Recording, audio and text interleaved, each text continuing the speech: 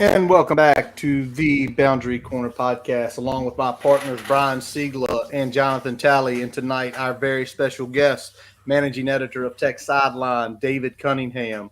And, well, what doesn't he do? BC Podcast ACC, Sons of Saturday, Hokie Hangover, still writing for SI now, the man who is in every potential podcast in Hokie Land, Mike McDaniels. My name is Curtis Wilson, and this episode is brought to you by Dr. Jeremy Counts at Main Street Pharmacy, your friendly neighborhood pharmacy, 301 South Main Street, Blacksburg, Virginia. And, gentlemen, before we get into all the fun stuff tonight, just a quick minute here to just mention, because, one of the events that definitely shaped our lives, me and Brian especially, we were a little bit older than you and Mike, David, happened 17 years ago with the tragedy at Tech. It's been a lot of stuff going around today. Hearts still go out to those families and everyone who was involved that year in that time frame, because Brian, me and you talk about it every year. It kind of happened. Me and Brian were both at Longwood University at that point in time, and we had friends at Tech. And I'm going to tell you, sitting in, trying to take phone calls, sending IMs that day, I still remember I lived on Church Street in Farmville. I still remember the exact house and just sitting there when I got back from class that day.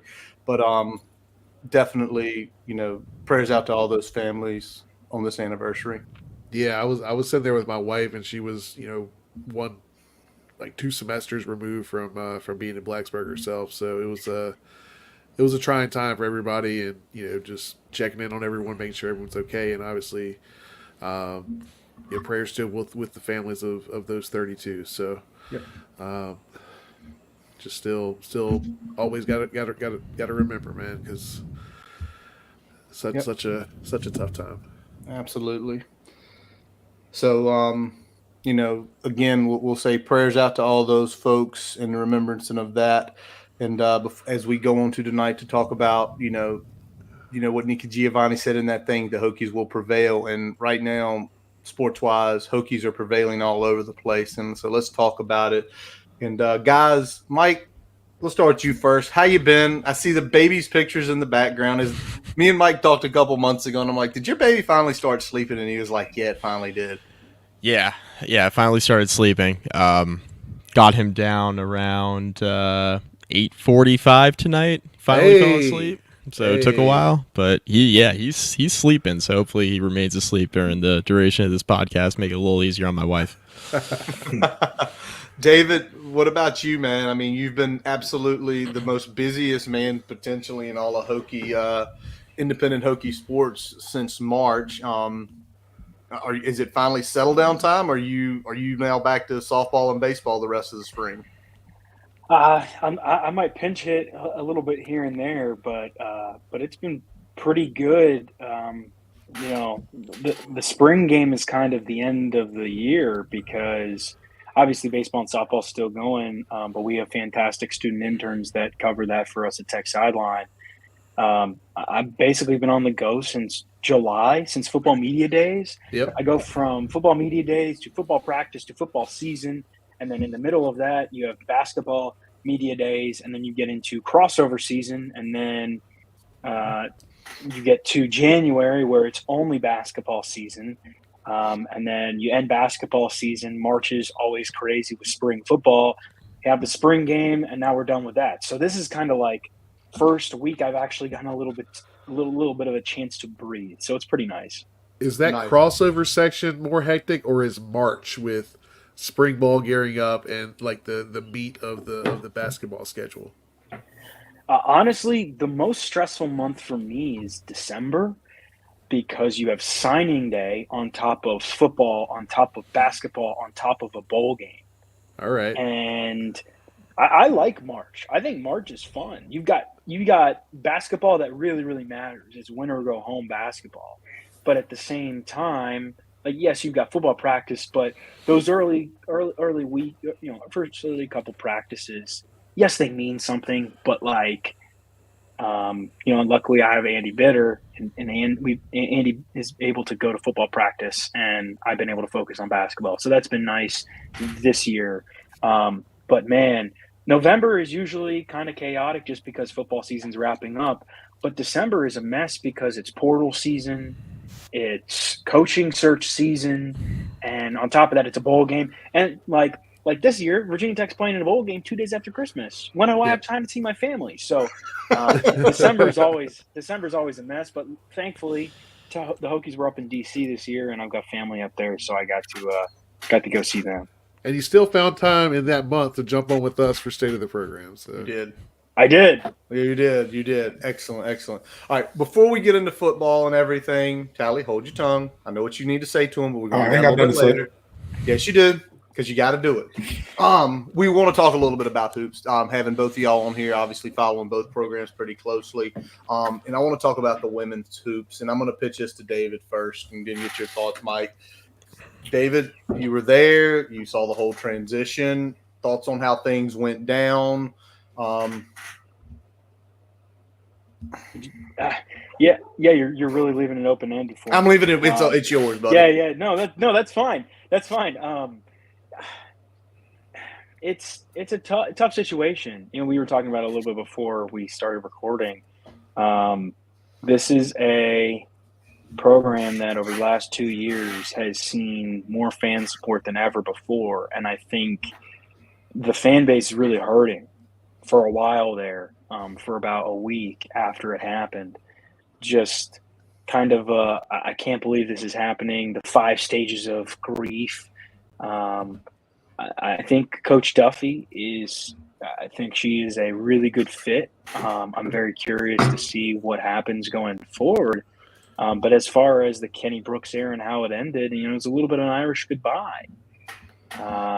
That's kind of the way I think a lot of people saw it playing out, unfortunately. He never said goodbye to the fan base. I think that will still, for a really, really long time, burn some people and really frustrate them. And I think that's all right. You feel how you feel. And there's a reason why, we call them fans, right? Fanatics. Everybody has their own opinion. I do hate to see some of the super, super negative things. I've seen some really bad things thrown at Kenny and his family. And obviously I got a chance to know him really, really well. And he was very impactful in my career over my 7 years. Just really weird timing. This is a Virginia Tech program that was kind of at the mountaintop. 2 ACC championships, a Final Four, hosted College Game Day in the span of 2 years, and poof, it's gone. But the only thing you can really do now is turn the page. That era is over. You have to turn the page, support the players you currently have. And I think there's it's not a complete roster by any means, but there's some talent on this roster that's still here that chose to stay and play for Megan Duffy. She's slowly putting together a staff, and I think she's a really good fit. And I think Virginia Tech women's basketball, I'm not saying the Hokies are going to be competing at the top of the ACC, for an ACC regular season title next year, but I do think that with Babcock kind of hit it out of the park with this hire, and I'm very curious to see what she can do with some really, really good resources and capitalize on a fan base that really, really wants to win right now. Mike, what about you, man? What about you? Just how things went down from, you have sources inside there and things you heard. I first of all want to echo everything David just said, right? In terms of fan base reaction, maybe, Kenny not putting out a statement, reacting the way he did to maybe some of that negativity that stemmed from him leaving the program. I get all of that. I get how everybody reacted. I think everybody's entitled to feel how they feel, right? With all that being said, if I'm Kenny Brooks and the fan base is real upset, the Virginia Tech fan base is real upset that they didn't get any sort of statement from him, if I'm Kenny Brooks, this is a layup. He's aced everything, right? In his time in Blacksburg, aced everything. Headed up the rebuild, brought in Liz Kitley and Georgia Amore, 2 All-Americans. Kitley's numbers going up in the Raptors. She's the best player in school history. You take the school to a Final Four. You nail everything, right? So why not just go ahead and put out a statement, have, somebody write a couple paragraphs. If you don't want to do it, that's fine. Write a couple paragraph statement, just slap your electronic signature on the end of it like Buzz Williams did at the end, right? And everybody, and it's real funny, right? Because the Buzz Williams stuff, like everybody got so frustrated with Buzz Williams at the end, and the reaction now is like real funny, like how people see Buzz Williams and the light they view him in now, like 6 years after the fact. But like he put out a statement, and the fan base like didn't love how he went about that. So it's like I feel like there's portions of the fan base that are just going to react the way they want to react. They're upset that he left. They're frustrated. They wanted him to continue being the coach for obvious reasons. So there's natural frustration there. And I'm not sure, like, even if you put out a statement, like, there's a portion of the fan base, like, you're not getting back when you leave, right? So the Megan Duffy hire, I think, is really, really good. David did a great interview with her on the TSL podcast I listened to last week. Really, really good stuff there. Very good job. I think she's a great hire. You know, what she was able to do at Marquette, the coaching tree. She's played all over the world. Like, she's played for Muffet McGraw at Notre Dame, who obviously is a Hall of Fame coach. Has won multiple national championships. Like, I think there's very little not to like about the Megan Duffy hire. And I think if you're going in a new direction and you're moving on from Kenny Brooks, this is kind of the best possible hire that you could have made in my mind. And I think she's going to reinvigorate the fan base. I think the fan base is going to latch on to her. I think she's a very different coach than Kenny Brooks. It's pretty apparent just by listening to her. But I think that she's going to be somebody who will be able to kind of take what Kenny Brooks built and kind of continue that trajectory of, okay, this is going to be a really good program in the ACC for a long time. So it's unfortunate with the way it went down with Kenny. I understand why the fans reacted the way that they did. But I think overall, you know, the women's basketball program is still in a pretty good spot. Yeah, I think, you know, when we look at the way the Kenny Brooks thing went down, you know, I think David nailed it on the head. You know, the Irish goodbye, I think, is what rubbed a lot of the fan base the wrong way. I think if you get that out there, you get that statement out there, most of the so-called rational part of the fan base is going to be more or less placated. I think we get that he's moving on to a situation that is significantly more beneficial for him as a coach, and not just from the financial piece. So I think most people understand that. I think it was just, we gave you, from a fan base perspective, we gave you everything we had, and that didn't feel like it was reciprocated at the end, if that makes sense. 100%. Yeah, I agree. I kind of agree with what you're saying. What everybody's been saying, Brian, especially what you just said. But it's like, I know I could never make it in, I guess, traditional corporate America now, because like my mouth is too slick, and it was a couple of years ago when y'all was calling you was calling the man Conference Kenny. You know what I'm saying? Like saying he couldn't win conference games and all type of shit. And then when somebody leaves, you want to fucking get mad and start bitching and moaning and all of that stuff. I'm just the kind of person where I would have been like, hey, thank you for the people that supported us. Whit Babcock, fuck you. If I didn't like him, I don't know their situation. I'm just saying, if that's what it is. Fuck you. You're cool. You're cool. You're cool. Exactly. Fuck you. You're cool. And then that's it. I think the people who, because I'm not a diehard women's basketball fan. Yeah. You know what I'm saying? Like, I turn on the games when they were winning. It was good to have, to keep up with. Now I'm always going to, keep up with some stats and things, but really getting into it last couple of years, it's been great. But there's some people out there that, they probably are pretty diehard women's basketball fans. And I feel like those fans may, I don't want to say they deserve something, because it's like, but if I was the coach, I'm just saying the way I would do it would be like, hey, thank you for the people that supported us. Me and my family, we're going through a lot of stuff right now, but thank you for the people that supported us, and let it go. Because when you got like the daughter coming out, and I know she probably did it on her own, but I'm 38. She's a child to me. She's a young lady. I don't want to call her a child, but it's like she's coming out to defend her dad. But like, you can do that. If your wife is, going through what she's going through, of course, praying for their family. Like, I ain't saying you got to tell people your business, but she just told it. You know what I'm saying? The daughter come out and tell the business. So if that was going to come out, just be like, hey, man, we got stuff going on. And I'm sorry that I didn't get y'all a timely goodbye like you wanted, but it is what it is. Like, they gave me more money over here. This is where we want to be.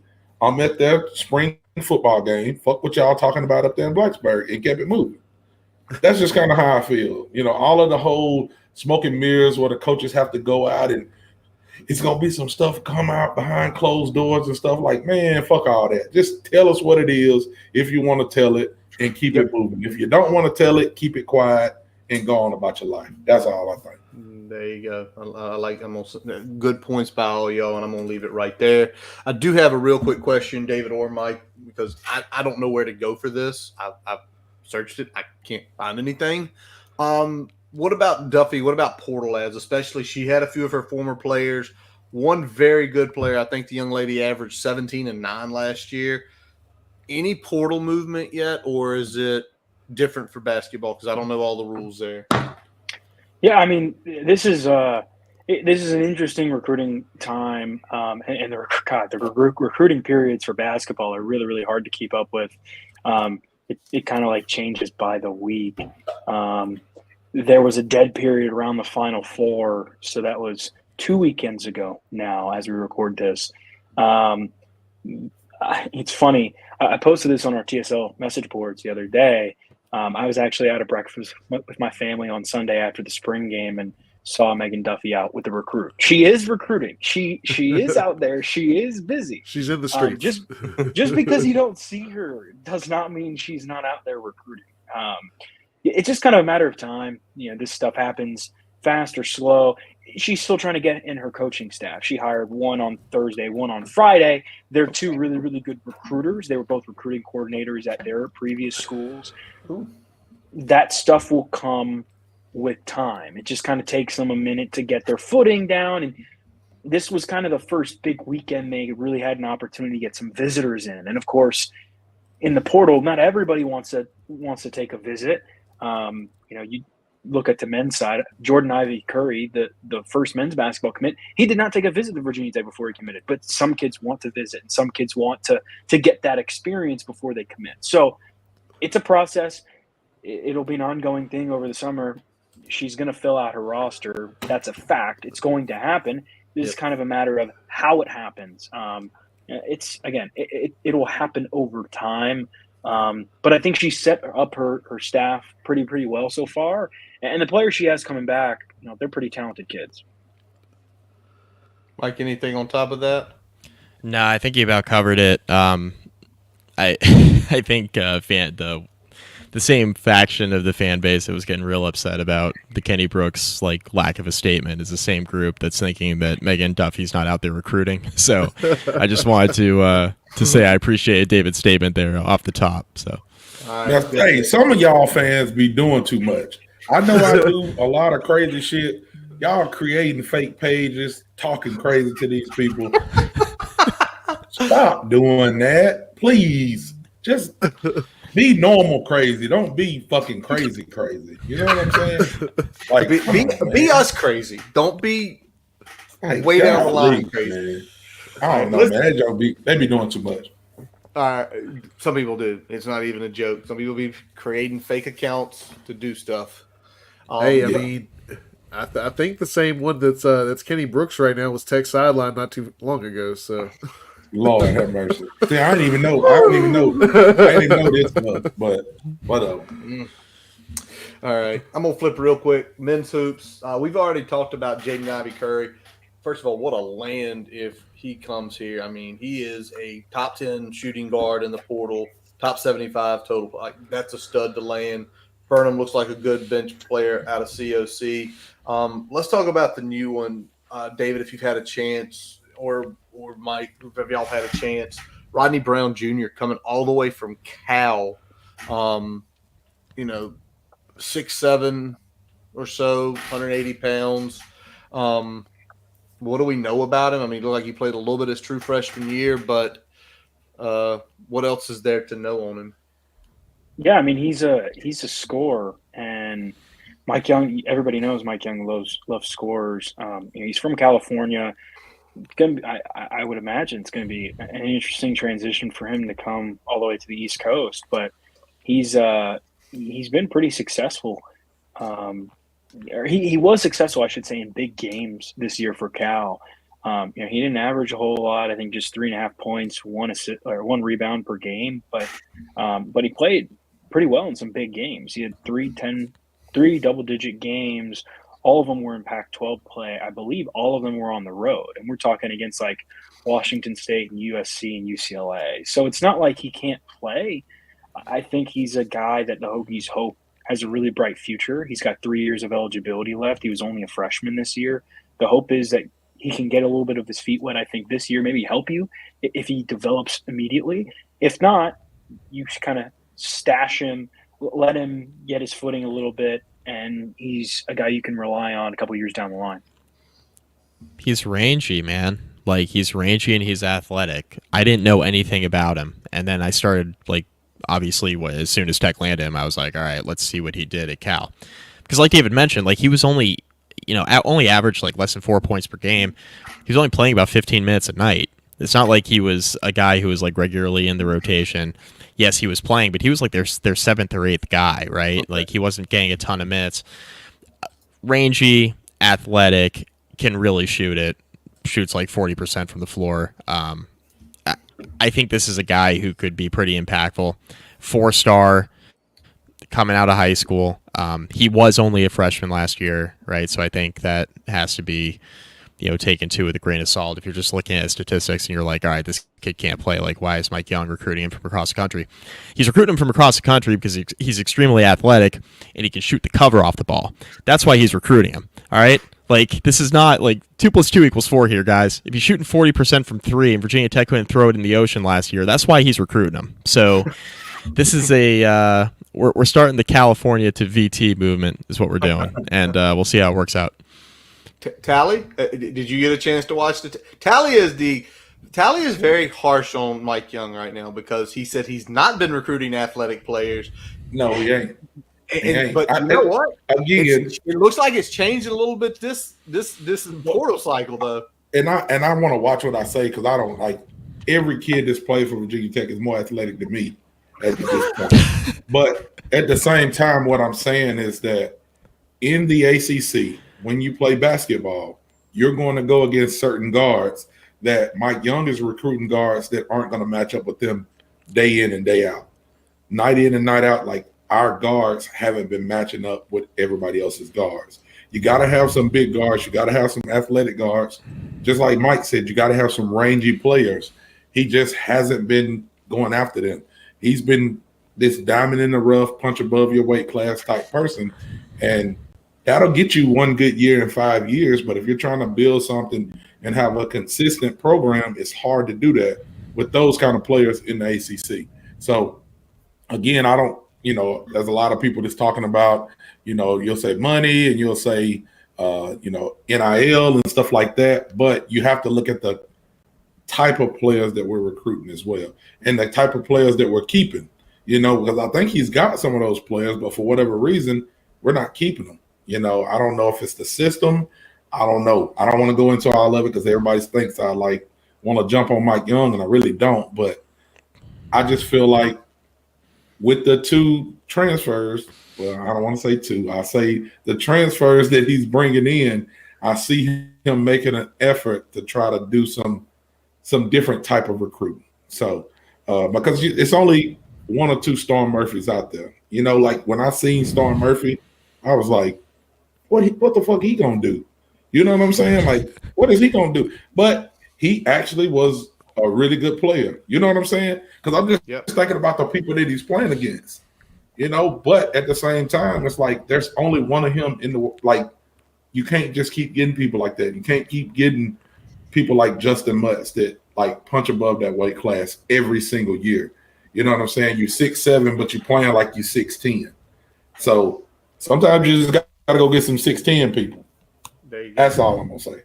Hey, let me ask this, Mike, real quick. Were you shocked when as many portal it shocked me because it was just like, oh, portal. And the next thing you know, like, are we going to have enough people? Did that shock you following the program, or was it? Do you think it was like Mike finally said, "Okay, it's time"? Well, the roster was going to turn over quite a bit anyway. The team was. Look, Rodney Rice leaves a couple weeks before the season, and that puts Mike Young and his staff in a really precarious situation because they didn't recruit enough guard depth, and they didn't keep enough guard depth around, I think would be the more accurate statement, right? So when Rodney Rice leaves, you're in the same position you were a year ago. Like, Sean Padula is going to have to play 37 minutes a night, and we saw that wore on him a ton a year ago. Now, he came back, and I thought, in my opinion, like, everybody's going to complain about the turnover issues. His usage rate was absurd this year, and I thought he played better than he did a year ago. He came back, I thought, in better shape. I thought he was stronger. I thought in a lot of games he shot the ball a lot better. He did a better job getting to his spots, and he actually improved defensively, I thought. So I thought he came back a better player, but he was in the same terrible situation where, you know, he didn't really have anybody to spell him, and the offense ran almost entirely through him. The only other guy who could reliably go out and get his own shot was Tyler Nickel. But Tyler Nickel, I mean, he was basically a freshman. Like, he didn't play a ton at Carolina. Right. Then he comes into Virginia Tech, and you're expecting him to be like your second or third scorer, which is a lot of pressure because every team in the conference is blanketing Hunter Couture, and then everybody else knows that your only other scorer who can go out and get his is Sean Padula. That's a tough way to play offense every night, especially when you get an ACC play. So was I surprised that a lot of guys portaled? No, I was not surprised. I was really not surprised about Sean Padula. Like, he's been away from home. He's got a huge family. They haven't been able to see him play a lot during his college career. He's halfway across the country. It did not shock me that he went into the portal, considering how he's been treated from a basketball standpoint the last 2 years. Like, on one hand, yeah, he's gotten a lot of recognition. He's played pretty well. But he's also been in a situation where he hasn't been able to showcase everything that he's able to do from an efficiency standpoint because his usage rate is absurd, like through the roof. And it's been a really tough situation for him as a player, even though he's been playing a lot. So I wasn't surprised he went into the portal. The one that surprised me a little bit was Tyler Nickel. I think if you're seeing all these guys transfer out and then a few guys graduating, obviously, and you're hoping to keep, some of the guys around still, and you see Collins go portaling, you see Padula go portaling.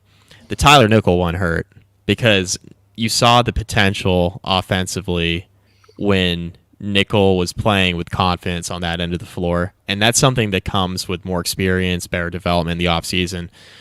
So that one, I think, hurts more than almost any other. And, yeah, you'd love to have Padula back, but the Tyler Nickel one hurt a lot considering he had a few years of eligibility left, and you started to see his potential as the year went on last year. So that one hurt, but, this roster needed some turnover. And the fan base complaining about how the team's not athletic. This isn't a shot at you, Tally. This is everybody else. No. Like complaining about how the team's not. Fan this time. No. But I know you're going to agree with me on this. The fan base, these same people complaining about everybody hitting the portal are the same people that were complaining for 3 and 4 months about how the team wasn't good enough. So, I mean, you can't have your cake and eat it too, right? Like, if the team's not good enough, that's one thing, right? But then when everybody leaves, you can't complain about the coaching staff not being able to keep those guys who you were shitting on for 4 months. Right. Okay? So, like, you get to a point where it's like, this is what's going to happen. One or the other. One or the other. You're going to keep the guys that were mediocre for you, that'll still be mediocre, or, they're going to go somewhere else, and you're going to hopefully replace them with guys that can get it done a little bit better. And ideally, the answer is somewhere in the middle, right? Like, you develop the guys, they start playing better basketball, you bring in more depth behind them. But that's not the era we live in, especially in college basketball. The portal, we talk about the portal for college football. The portal for college basketball is insane. It's just, what are you going to pay me? And it's like that with everybody. It's not just like the top prospects in the sport like it is with college football, where it's like NIL's driving everything when, the blue chip guys have their pick of the Alabamas, the Georgias, etc., Ohio States. In college basketball, you could be a guy averaging 10 and 6, getting like $500,000 out of the portal. It's insane right now what's happening in college basketball in the transfer portal. I wanted to hit on something that Mike. Oh, go ahead. Oh, go ahead, Curtis. No, go ahead, Tally. I was just gonna say, I just wanted to hit on something that Mike was talking about, because he mentioned a couple of names. I'm not gonna mention those names. I'm just gonna say a scenario. So earlier in the season, when I will mention Rodney Rice when he left. David, Mike, they cover sports pretty well, so they understand how that changes the dynamic. They understand like what kind of situation that puts your coaching staff in when you got somebody that essentially you're counting on to play for you, and then all of a sudden, before the season, they're gone. This is what gets me. Dumbass fans can be dumbass family members too. So I won't call the name, but somebody went on Twitter and said addition by subtraction. And then we got the other group of dumbass fans that say, see, I knew he wasn't no good. I said, so y'all telling me this kid that's ranked as high as he was, that came in, we didn't get to see him play, he gets hurt. Y'all are going to go off whoever's statement and say that he wasn't no fucking good just because this person said it. Sometimes just shut the fuck up. You don't know. Unless you David Cunningham and you're not talking about the season preview, shut up. Because you ain't seeing what they doing. You're not seeing what they doing behind closed doors. Stop hitching your wagon to these Twitter users that don't know shit just like you don't know shit. I'm going to tell you, we're going to start getting this. You know what really grinds Tally's gears? That.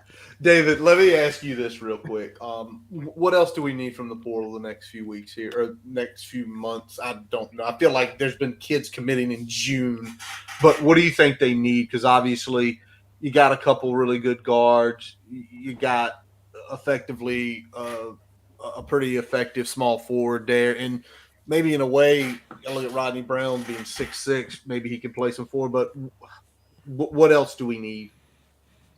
A lot. I mean, you got you got 4 scholarships left. If you're Mike Young, you have to use all of them, and that's not, that's something where he was planning on using all of them last year, and then Rodney Rice leaves at the beginning of the year, and technically that's a scholarship you're using, but he's not on the team. Right. And I think the biggest part is Mike and his staff have to be spot on about their evals. Mekhi Long, I think, was an okay eval, but then he gets hurt and misses half the year. And so technically you're down to 11 guys. And when you look at who you've brought in, 2 of the kids are freshmen and 2 of the kids are reserves who are developing. So that gives you 7 players that you feel capable of playing, not counting the freshmen if you want to throw them into the fire. I think the one good thing, Mike kind of hit on it earlier, is that Mike Young needed an opportunity. He was already going to have to do it a little bit, but he needed an opportunity to kind of reshape his roster. And one of the things I think about is when he was hired in 2019, the transfer portal did not exist yet. NIL did not exist yet. He has had to adapt. This is an opportunity. A couple weeks ago, he only had 3 or 4 scholarship kids. Elijah Poteet obviously announced he was coming back. Then they've gotten 3 commitments since. So the Hokies are in a much better position now. They're at 9. They have 4 before they hit that 13 mark. But this has given him an opportunity to reshape the roster how he wants. They need another point guard. I would think they need another wing. And I think you probably got to get another 4. Now, whether it's a guy who is mainly a 3 can play the 4, or mainly a 4 that can play the 5, or like you've got to get some combination. And then I would kind of go for somebody who has a specific role, whether it's a 3-point specialist, a defensive specialist, whether it's an on-ball defender or something like that. But Mike Young has options, and for everybody who said, kind of echoing what Mike McDaniel said, for everybody who said that Mike Young, didn't have enough talent on his roster, and then the same people who are complaining, oh, well, Mike Young lost his entire team. It's like, yeah, to be able to get more talent on his roster, he has to turn the roster over. And that's what he's doing. And I think I like the additions he's made so far. I think Jordan Ivy Curry is a really good get. He's going to have guys around him, though. And the biggest thing to me is going back to the Rodney Rice thing. That situation just kind of encapsulates, I think, the last 2 or 3 years for Virginia Tech, where you did not have enough guard depth if something happened. I think back 2 years ago to Darius Maddox. He, left to go be with his family, and the Hokies are, and then Hunter Couture gets hurt, and the Hokies are down guards big in the backcourt, right? MJ Collins was supposed to come off the bench this year for the Hokies, behind Rodney Rice and behind Hunter Couture. He ends up starting again the entire year. You need to have more of a security blanket, if that's what you want to call it, in mind if something happens. More of a kind of a, in case of emergency, break glass type of plan. Like you need to have some more depth in mind there. And I think I'm very excited to see Ryan Jones. He's the top 100 freshman coming in. I think he's going to be a big help immediately.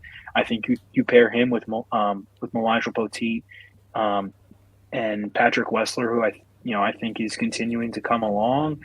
I think you've got an all right trio there, a pretty good trio. You could maybe get a guy who can play some 4 and 5. There are a lot of different ways Mike Young can go about it. And the beauty of it is, if he had kept everybody, he wouldn't have had that opportunity.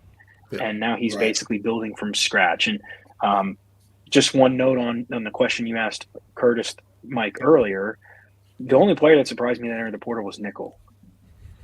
It's a money thing. Virginia Tech does not have a lot of basketball NIL, and that's just a fact. The NIL is going to football with some stuff going to women's basketball, but that's more, individual donor specific. Yeah, sure. Virginia Tech is being competitive in football NIL, and that's important. And but at the same time, you guys talked about how crazy the men's basketball NIL space is. And a lot of these guys can enter the portal and they can get outrageous deals and they can go make 2 to 3 times what they probably should be making, based on what they provide, I should say. That's just kind of the way it is. So I think Virginia Tech is in an okay situation. Mike Young's playing a little bit of money ball, if that's how you want to describe it. But this is an opportunity.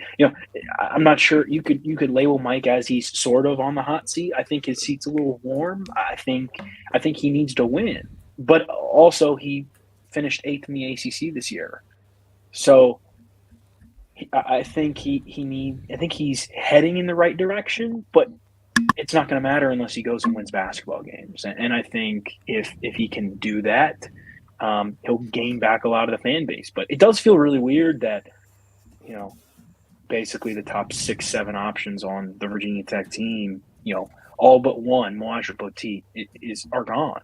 That's very weird. But this is kind of the age that we live in now. Yeah, 100% on that. I mean, it's been pretty wild, and I think, and we said it on here, at least he's doing something. At least he's not standing pat saying, I'm just going to ride with who got me here. Hunter graduates and a couple guys leave, whatever. He's at least doing something, in essence, to try to improve the team versus standing pat. Because I think as a fan, you get more frustrated if it's just, we're just going to ride with this again. And not, all of us would be sitting here like, that's not going to get us to the tournament. That's not going to get us competing. You need to do something. And to his credit, he, like you said, like Tally said, people complained when he went about the players, and then when he got rid of them, people complained again. Can't make everybody happy. All right, before we get into spring game weekend, all the fun stuff, we are going to take a quick break from Main Street Pharmacy and our digital partners. I can probably save you a lot of money, and I can take a lot better care of you. That's pretty much it. My name is Jeremy Counts, and I'm a pharmacist. I own and operate Main Street Pharmacy here in downtown Blacksburg. My brother's a pharmacist, I'm a pharmacist, my uncle's a pharmacist, my dad's a pharmacist. I remember he would give me M&Ms to count in little pill counters. This is just something I've always done, and I'm just lucky that what I know so well is something that I can do and feel good about it and give back to people. Pharmacies are your frontline defense. Pharmacy's job is to make sure you're getting optimal care for the lowest price possible. Also, we take the pressure off of emergency rooms. I'll tell people immediately when they need to go to the doctor, or I'll tell them if they just need a cream over the counter. If there's something that isn't commercially available, if it's something that's not available in a certain strength or a certain form or anything like that, we'll make it. Tailor-made medications. Some of those options save people a lot of money. What motivates me? I get to take care of people and live in Blacksburg. That's all I need. As we take a quick break, we'd like to tell you about getting your free website report from our digital partner, Grassroots Digital Marketing Studio. They'll tell you how your website ranks on Google, on-site SEO, and social media. No commitment to buy anything. You can get your free report by visiting grassrootsdigitalstudio.com/free-website-report. Now back to the episode. All right, and we are back, and let's start talking spring weekend. Let's talk about the fun. Obviously, myself did not make it. Tally could not make it. Mike did not make it. But Cunningham, you and Siegler were all over the place during spring weekend. I know Brian went. David, did you go to Spring Jam on Friday night? I did not go to Spring Jam on Friday night. I was actually hanging out with my family. Oh, what a good. Yeah, my parents came into town, so I was spending some time with them. All right. Well, Brian, give us some festivities. Who you ran into? Who'd you yuck it up with at Spring Jam? Probably the person I yucked it up with the longest was Kevin Drones. We were walking around. We were kind of mingling. I saw him across the bar. I was like, all right, I'm going over there. Beeline. So we talked for about a half hour. Ran into, Tyrod, Kevin Jones were there. Evans Brothers. So, I mean, it was a good time. Obviously, bunch of folks from the podcast community was out there, bloggers, Treadmill Horse, Dan Pultz from Tales of Terradome. So there were a bunch of folks out there. We had a really good time. Obviously, all the sons were there. Got to hang out with Billy and Pat. Got to talk to Sam and Pete. So it was a good night all around. Got to kind of show my wife around the Hokie Twitter community a little bit, so she enjoyed that. He also rolled up on JC, and JC remembered who he was. Yeah, I mean, that's JC, baby. It's JC. Well, I don't know. JC, like I said, we were sitting here that day talking with him. I felt like we should have gone and grabbed 3 beers and probably had a blast with JC. I don't know. Mike, David, have y'all seen the video from Tots yet? Is it the one of Brian chugging a rail? Yes. So I have. Yeah, I'm disappointed. I went out to Tots with some friends that were in town. Actually, I was out with Grayson Wimbish. Oh, okay. I'm disappointed. Unfortunately, I believe I was in the press box or on my way to the press box when you guys were doing your live podcast. So I'm disappointed I missed it. But I geeked out when I saw that video. That was very impressive. When somebody tells you to chug a rail, you chug a rail. You just have to. I think that's a rule. Yeah, I need to talk to Miss Siegler and see how you was acting afterwards. Yeah. You know what? I did all right. I did all right. Yeah, it's all cool to chug a rail, but I want to know what happened after that. Yeah, it's usually the aftermath that gets after you. Yeah, I seen what happened when you chug Evan Williams. It's true. So I'm just saying. Go ahead, Mike. You guys be putting me in a body bag if I was chugging a rail of Tots, dragging me Brian, outstairs. I love the hockey. That was pretty sweet. Yeah, you got to give my wife props on that. She actually found that at Cracker Barrel. Believe it or not. Yeah. Oh, if you got that from Cracker Barrel, you paid $300 for that motherfucker. Cracker Barrel is the highest store around. You can go in there and get a piece of candy. You can go in there and get a piece of candy for $20. I'm telling you.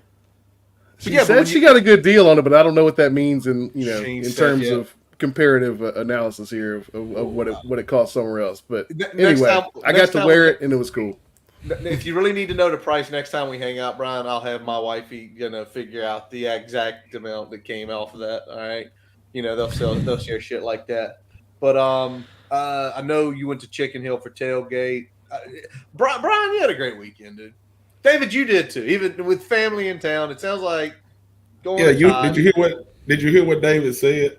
Said, yeah. Unfortunately, I was going to the press box. What are you talking to royalty? Let me just say this. Royalty. as I said earlier, this is kind of like the last big weekend of my grind since July, right? I am as kind of as ready to get it over with as possible. It is great to see people, Right. but like, man, and I'm gonna really enjoy when we get into the nitty gritty details about all this. But at the end of the day, it's a spring game. There's only so much you can take away Right, from it, right. and so it's like Right. there are a lot of things I would rather be doing on a Saturday than covering a spring game. But I enjoyed it. And when I say that, it's mostly because there are so many people that come into town. Like I would have loved to go spend time with my parents. I would have loved to see Brian. There were a lot of other people from the Virginia Tech community that were in town. And unfortunately, it's like, sorry guys, I got to go work. But it was nice for those who I did catch up with. It was nice to see them. So. Well, very nice. Well, y'all cool. ready? Let's get to the game. Let's get to, I literally just finished watching it last night. It only took me all weekend to watch it. So let's go to the game. Let's ask some, some questions. Let's discuss a few things. We're going to start on defense because that's where we started last week when we were previewing it. And David, I'm going to start with you on this one, and then we'll go. Mike, you'll take it second. Defensive line. Give me one player that impressed you the most, not named APR, because APR is a monster just whenever it happens. It has to be Keyshawn Burgos, man. I mean, my colleague Andy Bitter wrote it in his 5 thoughts on Sunday. It's like a Hall of Fame spring game performance. You have a tip pass, and I don't know if they give Hall of Fame they induct people into the Hall of Fame for spring game performances, but like he had a tip pass that led to an interception. And then he had 3 sacks back to back to back, and then he recovers a fumble. Like this man was all over the place, and I really liked. I asked Brent Pry after the game about Burgos, and he just talked about his motor and how he's a hardworking guy. He's always going, always going, always going, always going. And I think Burgos is somebody that, he's maybe not going to be. He's not going to be Antoine Powell-Ryland. He's not going to be Cole Nelson necessarily. But I think if he's playing at a high level, that just provides Virginia Tech even more depth. It's only a bonus. There you go. Mikey? Yeah, I mean, it's Burgos. I hate to not add more color to this, right? But it's Burgos. He was phenomenal. Like, what more do you want? And he's going to be a key part of the rotation at defensive end, right? APR's holding down one side of the defensive line, probably going to be either Cole Nelson or Burgos on the other side. And it doesn't really matter who's going to start. Burgos is going to get a lot of snaps. So it was really encouraging to see him perform the way they did. Tally, what about you, man? Who impressed you on the D-line? I mean, I of course I want to say Burgos, but we got 2 people that's already said it, so I got to go with something different, man. I gotta go. I mean, it was good to see Copeland in action because I know a lot of people have seen his workouts and seen different things that he's done, but to see anytime a defensive lineman gets an interception, no matter how he gets it, you know what I'm saying? Like that's just good to see. So to see his athleticism. To be able to get it and how he moves, even though he may not have tremendous stats like Keyshawn Burgos did, like for us to be getting bigger in the trenches and to be getting more athletic in the trenches is definitely good to see. So I'll give it to Copeland just because he looked like a big running back after that pick, man. He was moving pretty good. Yeah, you know what I noticed on the pick more than anything though. It wasn't that Burgos tipped it. It wasn't then that Copeland caught it. It was that Allie Jennings, which is your number 1 receiver, hustles back down the field and knocks the ball out. He's coming off of an injury, and it's a fucking spring game that he really don't have to play in. You know what I'm saying? But he's so jacked to be on the field that after a pick, he's hustling back to knock the ball out. Like that made me get pretty hyped, as hype you can get on a pick, you know what I'm saying? But it's both Tech teams, you're winning either way. But I was like, damn, look at Jennings running down the field and punching the ball out. So that was pretty cool to see. Siegel, what about you, man? I'm gonna switch over to the other defensive tackle here. It was Peebles. He looked really fast off the ball. Like there were a couple times where he was in the backfield before the ball even got to the quarterback. Disruptive. It didn't necessarily show up on the stat sheet, but like everything I saw from him when I was watching the tape back, he's gonna be an animal. So I'm looking forward to that. All right. I'm going to close out real quick here with two names y'all haven't mentioned because it was good to hear their names. And that was Jason Abbey, Richmond product from just down the road here from my house at Freeman, and James Jeanette, because I think they have to find a fourth defensive end. We know it's being looked like CJ McCray got hurt. There are things being said that, it might be something broken. I have not seen official yet. But it was not good. He did not come back in the game. He was hobbling off. But they need that fourth defensive end. And to see a young guy like Abby, who was sort of under the radar being recruited, and Jeanette, who came in out of a JUCO. First of all, James Jeanette did not look 210 pounds. I think they are straight up lying about his weight. 225, 230 maybe. He did not look 210, but it was great seeing that from those two guys making contributions. All right, I want to go to linebacker room next. And, Mike, I'm going to start with you on this. And in your opinion, so yes or no, is this still the most concerning group on the defense right now? I'm personally more concerned about safety than I am about linebacker. All right. There were some, and I don't want to jump ahead. I know we got this outline. I don't want to jump ahead. But there were some guys that stood out to me at linebacker. Like Caleb Woodson's going to be a phenomenal player. Like he was good in a pinch last year. He was good on Saturday. He's going to be a really, really important part of Brent Pry's defense here for the next few years. And so when I see those types of guys on the field and I see the way that Brumfield played, like I feel pretty good about linebacker. Again, like you don't really get the full appreciation of everything that Brumfield's able to do only because it is a spring game. You are splitting the defense up. Right. You don't see him have full command of the entire starting 11. But in what we saw, I was impressed. He looked like it was as advertised, right? So yeah, I am not personally overly concerned about linebacker. I think Virginia Tech just on paper looks a lot better there than they did a year ago, just from a starting standpoint, from a depth perspective. So I'm more concerned about safeties, and we'll get to that in a bit. All righty. David, what about you? Yeah, no, I thought I'm like Mike. I worry a little bit about the safety depth, specifically, and only because Jalen Stroman was not able to stay on the field this past year. Like, and I don't mean like he's dinged up right now.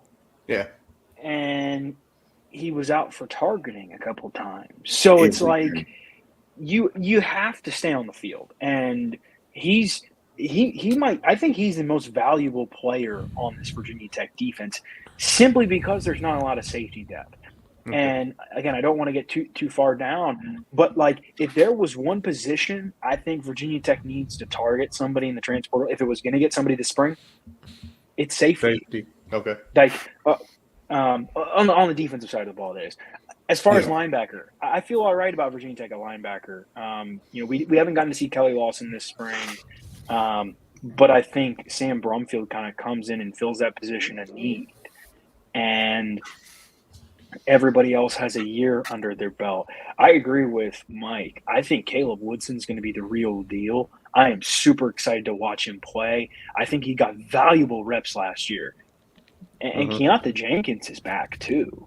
Like this is you add Brumfield and Jenkins together. If Virginia Tech can kind of get some things straightened out there at will, I think the Hokies will be in good shape there. You got Gabe Williams coming in. I think the depth is starting to develop there, assuming they can stay healthy. Yep. Go ahead, Tyler. No, I was just saying, I mean, David kind of hit the nail on the head when he's talking about the depth piece of it. You know what I'm saying? Like, a lot of years we may have, man, it's going to be a good year. Then it's football. This guy gets hurt. And then you get somebody put in behind him that's just a total drop off from who that first line of defense is. I think Greg McElroy was talking about it, and somebody posted when he was talking about the Hokie spring game, and he's talking about just, I mean, everybody's raving about like they actually have depth. You know what I'm saying? You see, Jaden Keller, and then you see Brumfield come in, and then Kelly Lawson and the McDonald twins, and like you've got some names that can get in and give you a couple of plays, and just to flip flop back kind of to like the defensive line. Fuga might have played, 10 plays in the spring game. Again, it's a spring game, but he doesn't need to play a whole bunch of plays. That's not where he's going to be good at. You need to be able to plug him in and play him. Then you think about, like, you still got Emmett Laws coming in, who a lot of people's high on that defensive line. So when you talk about the linebacker is going to depend on what the defensive line can do. If the defensive line can do what they're supposed to do and keep the offensive linemen from getting to the second level, I like our chances with people like Caleb Woodson and Brumfield and so on and so forth. I hate to keep going back to that, but that's going to be the key. Getting what we've got in the trenches right now is working. If everybody can stay healthy there, that linebacker core is going to be fine. Yep. And we'll get to what everybody's worry is, like these guys have been saying here a little bit. Yeah. I'm gonna say this before I'm gonna pitch it over to Brian to get his thoughts on the linebacker room. I think what's going to be impressive is to see how Lawson is with Brumfield, because you have someone who y'all have mentioned it, Mike, you said it, commanding the 11 people, where Lawson, who is just an athletic freak, where at will it can be like roam, attack the ball carrier, attack the flats, attack on the blitz, where last year not having that Mike who can stabilize, because we saw Brumfield, and it's tough to analyze a linebacker play just from that side view. You need all the views. You need, okay, did he hit the right gap? It seemed like he was hitting most of the right gaps, going to the right spot. Doing that is going to just improve the young guys' mentality. We have a low bar. After what we watched for half the year last year. Yeah. Yes. But Brian, this is not linebackers not concerning them anymore. Even Talley and Cunningham thinking we've got depth now there. What about you? I'm at a point where I feel comfortable. I don't necessarily feel like we have great depth, but I feel like we have 2 or 3 guys that can get the job done, and then another 2 or 3 guys that you feel pretty good about if you have to rely on them for extended periods of a game, right? So I think that's a step up from where we were last year. We've got better leadership in that room with Brumfield in there, and I think that's going to be the biggest piece of the puzzle this year. I think that team was missing that group was missing a leader last year, somebody that not only knew what they were doing, but knew how to lead from the front, from the linebacker position. And I think we didn't really see that last year, and I think we're going to get that in Brumfield this year. So that's what I'm most excited about, because that's going to trickle down to those younger guys, to those guys that have some experience but may not have always been able to put the pieces together. All right, I'm gonna flip over now to the defensive back room, and I'm gonna phrase the question this way, David, because you and Mike mentioned your concern is safety. If the defensive back room, both corners and safety, is fully healthy, is this gonna be as advertised? Is it going to be a throwback to what we all grew up with? If everybody's healthy, healthy. I think you're forgetting how good some of those old Virginia Tech DB units were, man. I'm not. Oh, I sat there. I watched them. So let me put it this way. If Virginia Tech is completely healthy at DB, I feel very good. Dorian Strong and Mansour Delane might be the best cornerback pairing in the ACC. And I think some of those young guys like Dante Lovett and Braylon Johnson are coming along well. The one thing is we have not really seen them in big-time game action yet. And that's what I'm curious to see, right? They're developing, Chris Marv, we talked to Mansour actually after the spring game. and they spoke highly of those guys. But you can't teach experience, and that's the next step. At safety, if Jalen Stroman's healthy, I feel pretty good. But Jalen Jones and Mose Phillips have to take that next step forward. I think they can be good. But we saw a lot last year where they weren't necessarily good. That's not saying that they can't be good, but they've still got room to grow. I'm curious to see if a guy like Quentin Reddish factors in. He's a true freshman. Derek Jones raved about him when the Hokies signed him in the offseason. Curious to see where he fits in. But I think you feel pretty good about Mose Phillips and Jalen Jones if you have Jalen Stroman. If you can kind of spread those snaps around. I still think if I'm Virginia Tech and there's a safety on the board I feel really, really good about in the transfer portal, and I feel like I can go get him, I would do it. If it means it's somebody that can come in, a veteran maybe who can come in and play some meaningful snaps, right? I think back to a couple of years ago, Virginia Tech had Tay Daly. That's a guy who played at Virginia Tech essentially for a year, I believe. Yep. Mm-hmm.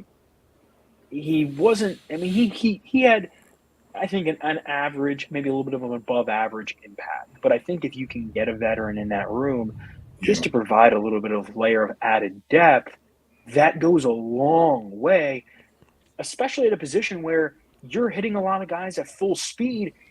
Remember, Mose Phillips – you guys remember Mose Phillips' targeting call last year? Like, It wasn't close. He knew it, man. Like, if those guys – like, those guys have to be able to stay on the field, even if they are healthy. But I feel better about that room than I did, at the start of the spring, I think. Okay.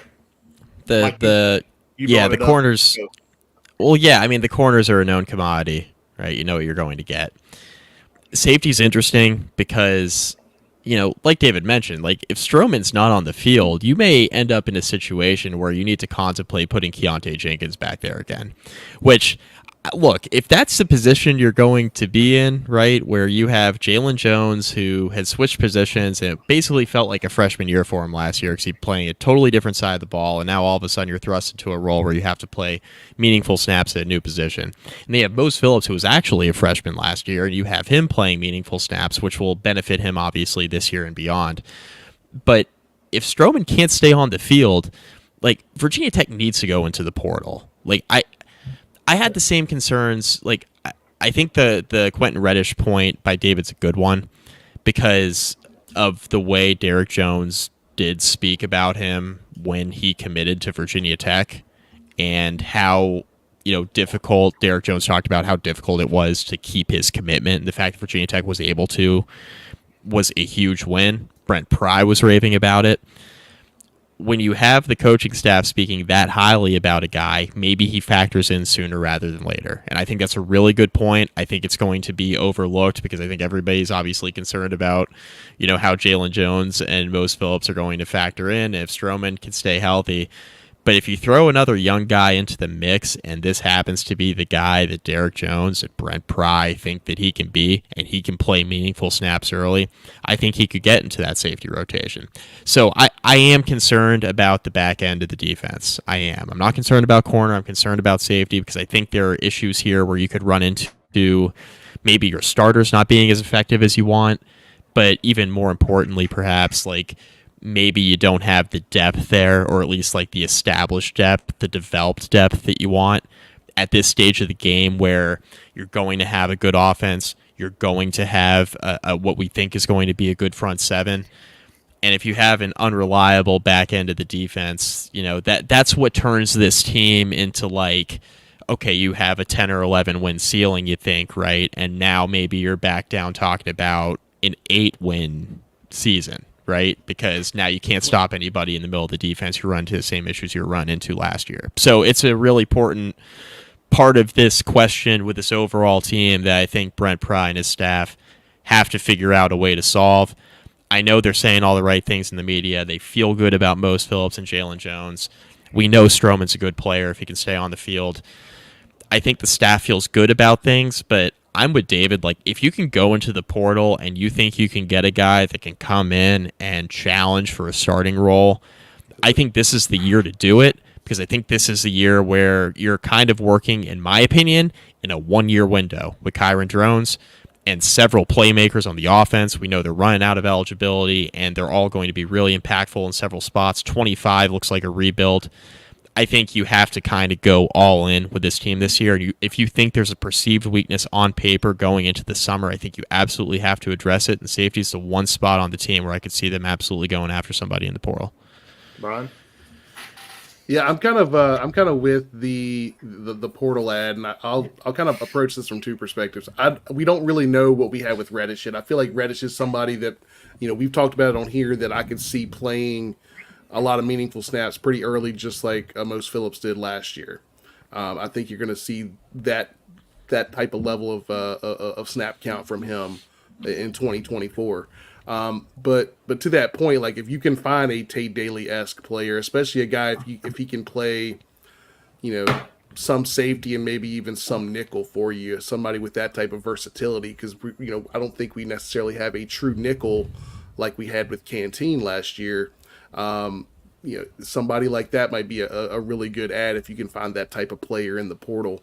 That's probably the type of player you'd want to bring in this scenario, to kind of fill a couple of the small holes that you have in that back end. Yeah, I think we're at a point where we've got some safeties that have some experience, and we know as long as he's on the field that Stroman is a very good piece of that. But safeties in general, you need to have more of them, because they're the player that's going to most likely get that targeting call, right? So you're at a risk of losing at least one of your safeties in every single game. Think about this. Think about how many games Virginia Tech starting safeties, Nasir Peoples and Jalen Stroman played together this year. They didn't play an entire game together. That's crazy. No, That is crazy. Like, unless the UVA game at the very end of the year, that would have been the only one.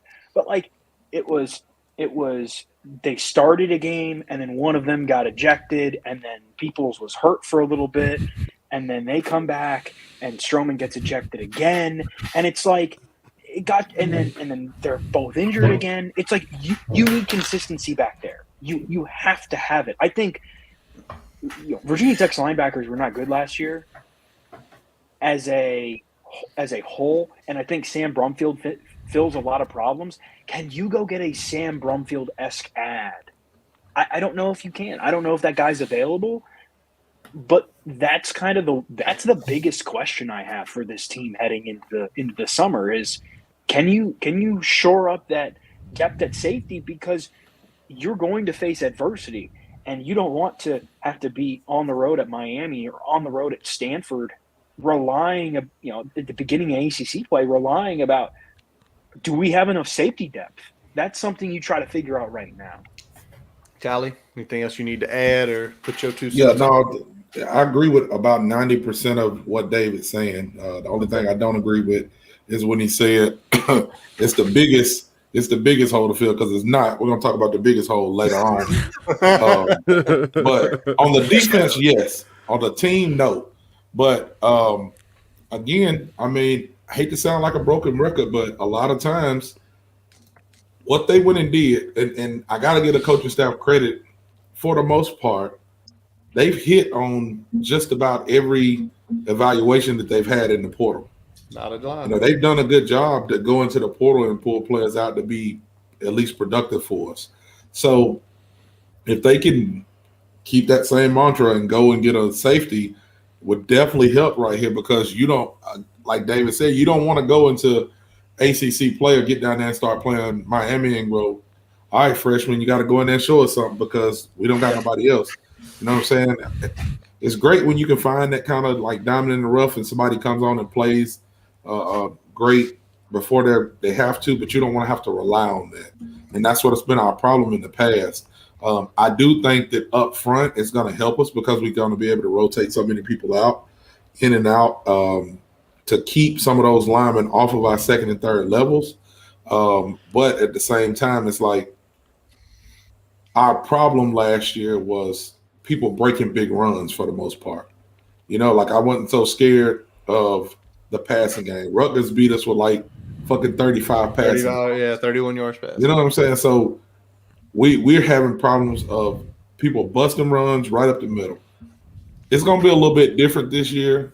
Hopefully, prayerfully, that's what I'm saying. So you're going to need some guys that's going to be able to, you know, hold their own in coverage and just come up and make a tackle when you have to. Instead of making 10 tackles, you might have to make 5. And maybe that'll help Sherman a little bit, but you still got to – it's football. You still got to have some – you got to have some depth there. Somebody's going to get rolled up on. Somebody's going to twist their ankle. You got to go and get somebody out of the portal in that safety position. Yeah, and safety fits are still going to be important.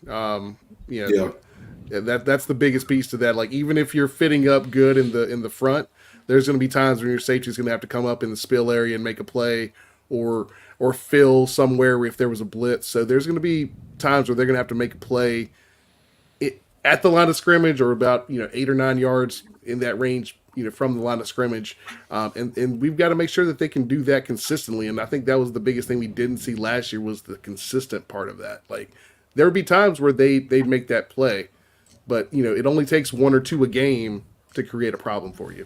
And they was having to come up and field fucking 20 times because wasn't nobody in the front stopping nobody. It was either we was getting sacks or they was going for fucking 90-yard touchdowns. I'm gonna go with this on David. David, I'm 95. You and Mike, I'm 95% with y'all. You said one thing though. They need a Brumfield-esque. I don't think they need a Brumfield-esque. I don't think they need someone who is an all-conference caliber type player coming from a smaller school. I think what they need, because I think what we saw in the we make the jokes like Mike. I'm just gonna say it. This is per Mike McDaniel's. Death, taxes, and Stroman getting effing ejected. It did feel like that a lot of times last year. But the truth is, just give me a steady. Give me someone who's flexible. They don't need to blow it out of this world, but they need to play smart, and they need to have a pretty healthy record. That's what we need, because I think what we're seeing here is we know Stroman can play, but he can make the boneheaded plays. Most can play. He makes the boneheaded plays. We hope Jalen Jones takes the step. We hope maybe Quentin Reddish is the second coming. But I need someone who's going to be steady, because if we have someone who's steady, it's going to keep that room down where when the boneheaded play happens, okay, he's fine. He's going to be able to help and run support. He'll understand the coverage concept. I don't need him to – would I love to find a Cam Chancellor? Yes, that'd be wonderful. They don't exist, though. Cam Chancellor would never make it through a whole game in this day and age. No, because the make Tyler that hit Boyd like Mose Phillips. Every single one. Kyle Jarrett wouldn't even make it through a game nowadays. But the nastiest hit he ever laid was clean. It looked terrible. The pit sideline guy. Go back in your memory banks when boom, and it was just like, he just caught shoulder.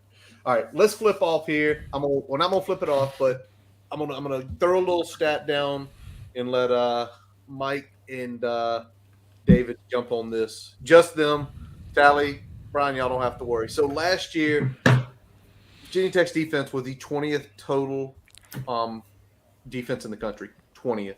Scoring defense was 50th. With everything that they've done, can this unit improve even more going for 2024? David?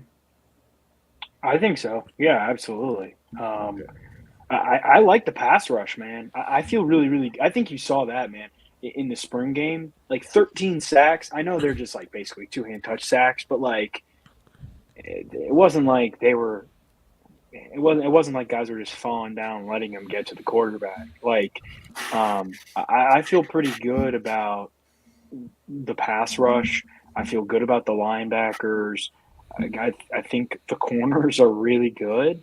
I think this defense can be even better. And I say that knowing how good the defense was at times last year. I think the problem was that the run fits. Virginia Tech could not stop the run. If Virginia Tech can do better stopping the run this year, this is a completely different team, man. Because, like, look, Virginia Tech was so high in pass efficiency defense essentially last year because every time teams threw the ball at them, for the most part, the Hokies defended it well, but it was so few, so little a game.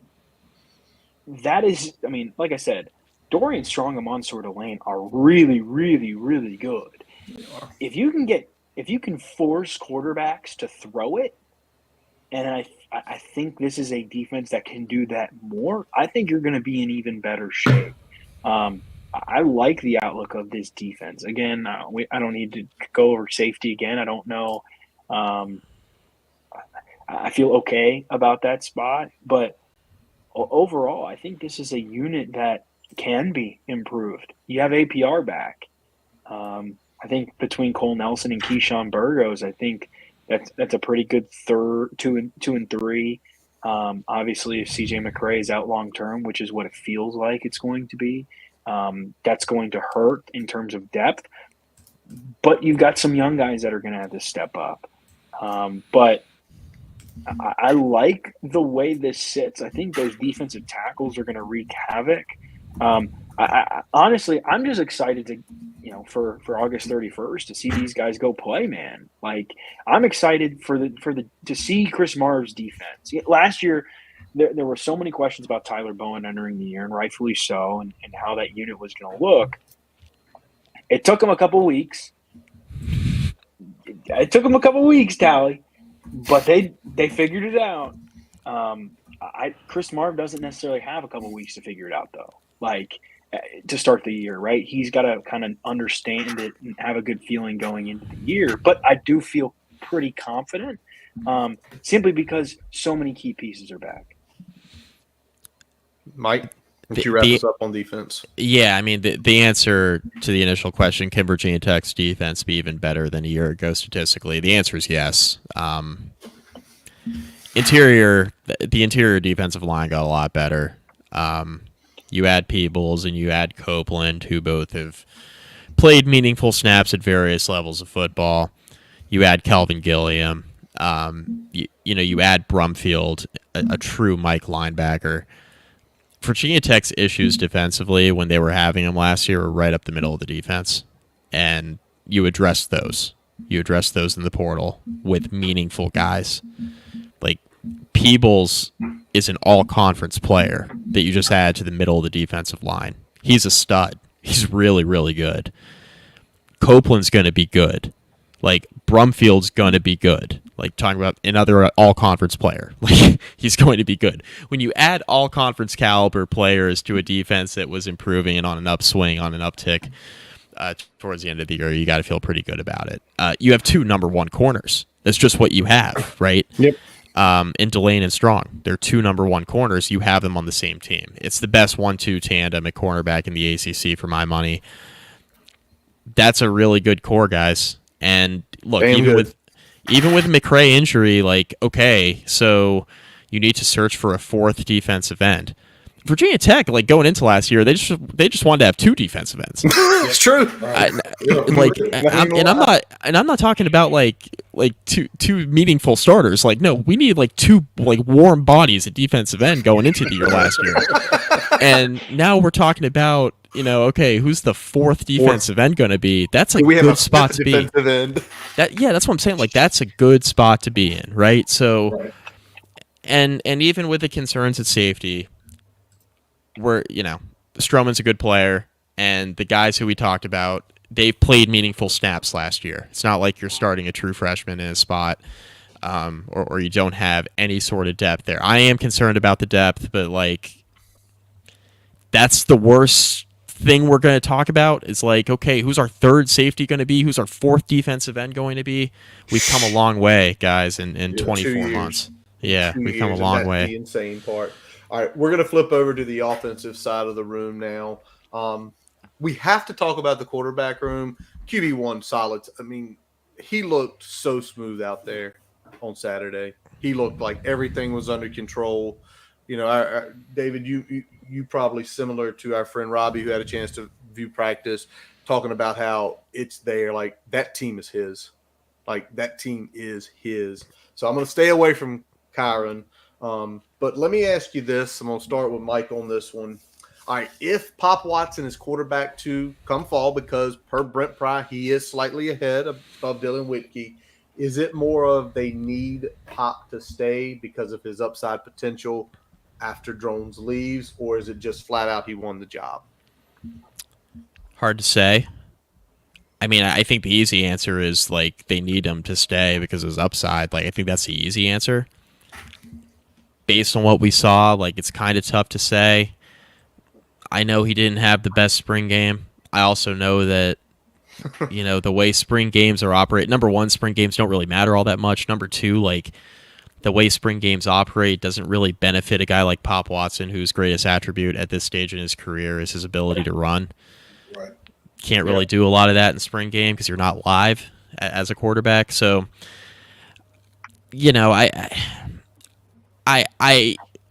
I think Virginia Tech's in a spot at quarterback where, 25 is going to be a rebuild. So, I think it's in Virginia Tech's best interest to just try to develop Pop Watson and Dylan Whitkey, assuming he sticks around. Try to develop them, because going into next year, you're going to have a rebuild. And, sure, could Brent Pry go and get, an established quarterback in the portal? Of course he could. But I think it would be in Virginia Tech's best interest to just develop the young guys in 2025, just given kind of what it looks like on paper at this point in time. And look, I don't think Virginia Tech's in a spot where, and I've seen this floating around social media. I know Andy Bitter and Chris Coleman, David, both addressed this in various columns on TSL, and I think they're right on the money. Virginia Tech's not in a spot where, they can go out and get a quarterback out of the transfer portal to go back up Kyron Drones. First of all, the caliber of quarterback you're going to get, you'd rather just develop Pop Watson and Dylan Whitkey, number one. Number two, it's what's the incentive of that quarterback to come to Blacksburg and sit behind Kyron Drones? What's the incentive? Okay, you have multiple years remaining. Maybe you get a guy with multiple years of eligibility. Okay, that's great, but then, is that guy guaranteed going to be better than Pop Watson?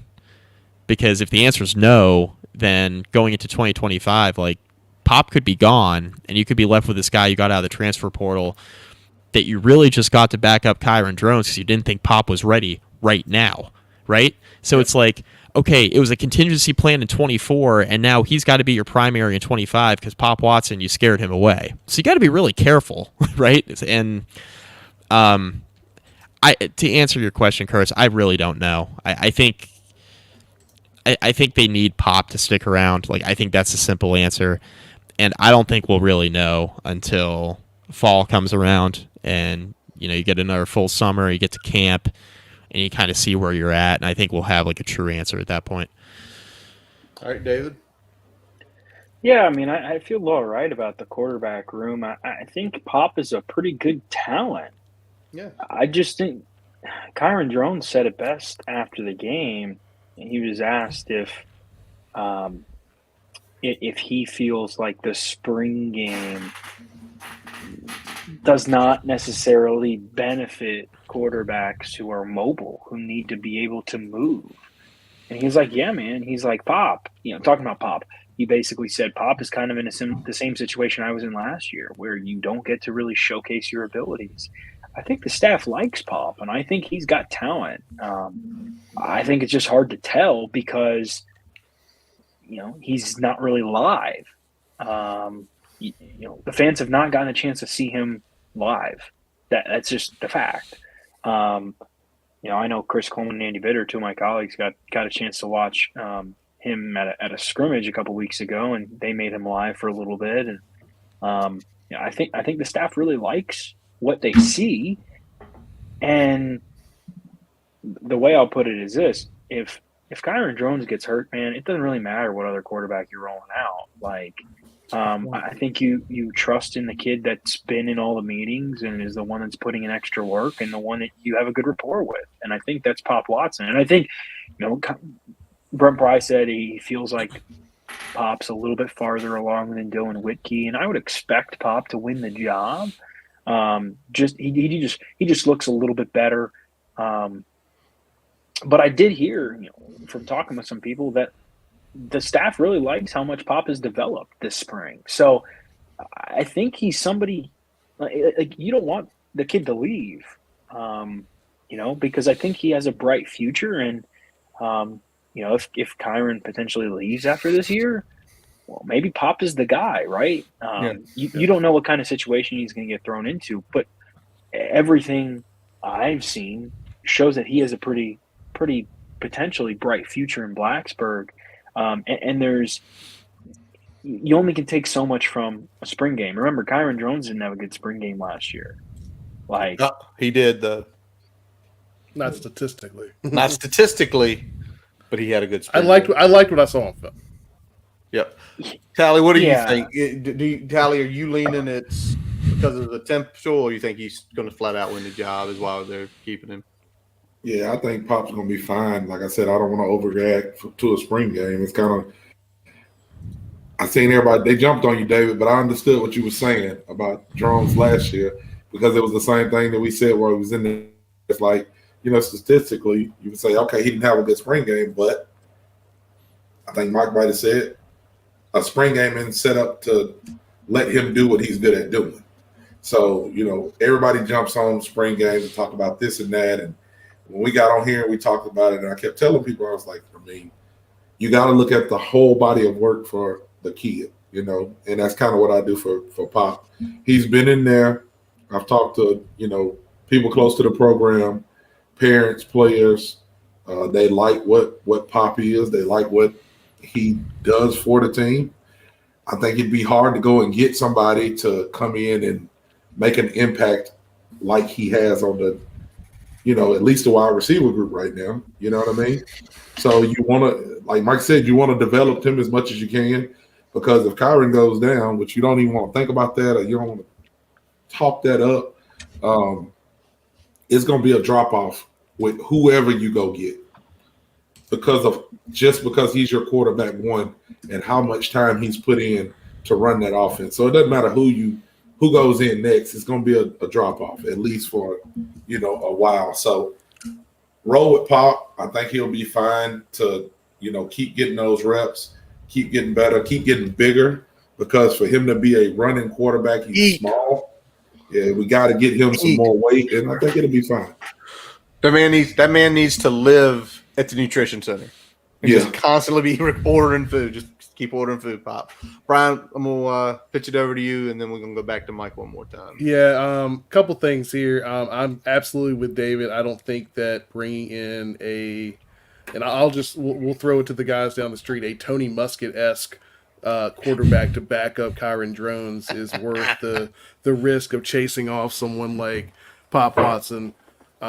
Just to have a guy that's like basically a Band-Aid should an injury occur in 2024. I don't think it's worth that type of risk. I think we know enough about what we have in Pop. I think he knows the offense as good or better than anyone that we bring in at this juncture in the process for 2024. So I don't think that's worth a consideration at this point, because we're going to be looking at potentially a stopgap potential quarterback situation in 2025 anyway, right? Like, it's going to be kind of a rebuild, kind of a retool, whatever you want to call it. So that's already going to be a situation regardless of who we have at that position behind Kyron. So that's number one. Number two, to Tally's point, and really, I think all of you kind of made this point as well. Spring game isn't set up for Pop Watson's skill set, and I think also, and we're going to talk about this next, I think the Maroon team had what I would call a dress rehearsal of what the actual starting offensive line is going to look like come the fall. So I think Pop did not exactly have the top-notch crew, if you will, on his side of the ball, so that probably put him a little more behind the eight ball on top of everything else that the spring game brings with it. So I think those two factors probably played into him not having the best statistical game or really having a ton of standout moments that you can kind of look back on and say, all right, well, that's something that we can take away from, or that's something we can take away from, because by all accounts, in practice, in the scrimmages, he's been doing a really good job. All right, Mike, you said you had one more thing you wanted to hit before we close it out. Yeah, it kind of relates just to Pop Watson not being able to, show his skill set in the spring game. The spring game is for fans, yep, and it's for recruits. and 150 of them. it's a huge it's a huge recruiting weekend. Like that's who it's for. The practice periods, like those extra practices you get. We talk about like bowl games too, right? You get the extra practices, like that's really important. The coaches rave about that. That's a big reason why they play in the smaller bowl games, right? That's not the college football playoff. Like it's a big deal for development. Spring is a big time for development for your roster. The practice periods are far more meaningful than the spring game, which is for the fans and the recruits. So if the coaching staff is telling you they really like Pop Watson, like David just mentioned, and they're talking about all spring and they're pleased with his development, I don't want to say they could give a rat's ass about spring game itself, because that would be a false statement. Yeah. But don't put too much into spring game versus all the practices and kind of what you've seen with your two eyes over extended periods of time. It's just a small piece. Like spring game is a piece of a puzzle with several practices that you've had for a period of 5 or 6 weeks. It's just one small piece of it. I know fans latch on to it. I just We do. want to emphasize. Yeah, and of course, it's football. 'Cause It's what we football. see. It's football. It's what we Right. get to see. It's And- what It's it's football also- and what you get to see. Yep. Yeah, and to what Tally said, I think a week ago, like I think the biggest thing that you can take away from a coaching perspective of the spring game isn't necessarily like individual performances, but kind of how are you handling a game type atmosphere, right? Because this is the most game like setting that you'll have outside of an actual game. So I think those pieces are where you kind of see and can actually make some sort of judgment case versus like individual stats or what you see on the tape necessarily. I think that matters to a point, but not necessarily more than those other practices. But I think that game day atmosphere element and how you handle that and things like that is probably what is evaluated more. Yep. All right. Before we go to the next one, I just got to throw it up because I had not seen our man Andretti is back in the house. One of our loyal followers there on YouTube. All right. Andretti. Andretti. Gotta love him. All right. We're going to the offensive line next. Here we go. Here we go. Now it's a party.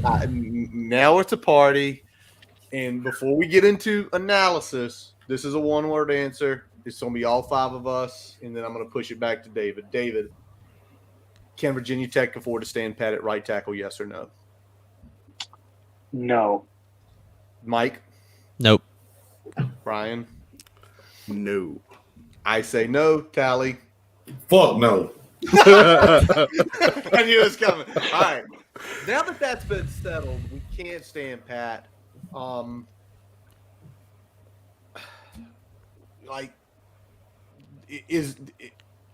we going to have to go out and throw some money in the portal to find a legit starting right tackle? Because I don't see one right now on the roster unless something crazy happens. David, you saw some periods and stuff we weren't accustomed to. What say you? Yeah, I mean, I don't think you'll ever turn down an offensive lineman in the portal if he's the right fit. The problem is they're so hard to come by. Yeah. The problem is that guys that are anywhere between 6'2" and 6'6" and say, 250 pounds to 280, 300. I mean, like those giant guys, as you guys well know, they don't come around very often. They're hot commodities. They're almost like basketball players in the portal in terms of how high their values are. I think Virginia Tech needs to add an offensive lineman. The thing I'm most interested in is to see how some of these young guys come along. Laith Ganem was a guy who Brent Pry hyped up a lot towards the end of the spring. We spoke with him, and he said he was really pleased with how Ganem was coming along. But it would not hurt Virginia Tech. I think I would, if I'm Virginia Tech, I would actually try everything in my power I could to get a guy with experience, because I think a lot of the other places on the offensive line are pretty solid, right? You return both of the Moore brothers. You bring in Montavious Cunningham. I think Tech likes what it has with Xavier Chaplin. But I look at but I think if you can bring in a tackle, I think Virginia Tech would do everything in its power to. I think Ron Crook has developed that group pretty well in the time that he's been here, which it's only been a year. Um, but you don't want to have to lean back and rely on, some of that youth to start if you don't have to. We're not talking about, oh, this is a guy like Christian Darrisaw who, is ready to start immediately. I mean, there have been Virginia Tech offensive lines in the past that have been really, really young and really, really good. Yep. It doesn't really feel that way. And if Virginia Tech can add, it should add. The only question is who's going to be available. But if I'm Virginia Tech, I'm making a super, super hard push to add an offensive lineman, specifically a tackle, because, man, if you do that, I think you feel a whole lot better about your depth because you have some really talented young kids in the program, I think, that are continuing to get better. It's only a matter of time. But if you have to rely on them now, I kind of think about it like, to make a basketball analogy, I think about it where MJ Collins was kind of thrown into the fire last year, right? Some guys just simply aren't ready to play that many snaps. Yep. That's just the way it is. Mike? This kind of goes back to the conversation we were having about safety. Like, if you feel like you can make a run at a 1-year stopgap, Do it. At tackle, you absolutely need to do it because this is a 1-year window. That's how I view it. I view it as a 1-year window. Not that like Pry and the program won't continue to be good. That's not what I mean. I just mean like with this group, this is a 1-year window with the key contributors on offense and defense. So I feel like if you can go into the portal and make a run at maybe a couple tackles, because I mean David hit around the head like. It is really, really hard to portal offensive linemen. Not to say you can't get them in the door, but you don't really know if they're a right fit until they show up. Like, you just don't. Like, you put them on the practice field, you see how they learn your scheme. You really don't know if they're going to be a fit until they get there. Like, portaling offensive linemen is really, really, really difficult. At least that's how it's been since, for the 4 or 5 years we've had it. It's been tough. Like, the use cases are not very good. Now, Virginia Tech's over the scholarship limit. That's really important to note, right? Because, Brent Pry, yes, like he and his staff, they're going to be having some tough conversations, and I'm sure some of them have already been had, with some of these players that aren't going to be a part of the program in the fall, because he needs to make room to maybe go out and get a right tackle.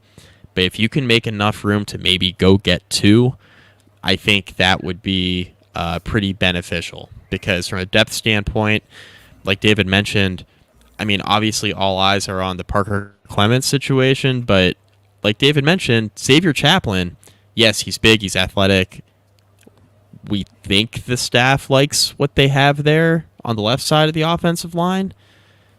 But if he starts to struggle or he gets banged up, which he was banged up as a freshman, or else he would have gotten on the field, I think, pretty early. Yeah. He was banged up as a freshman.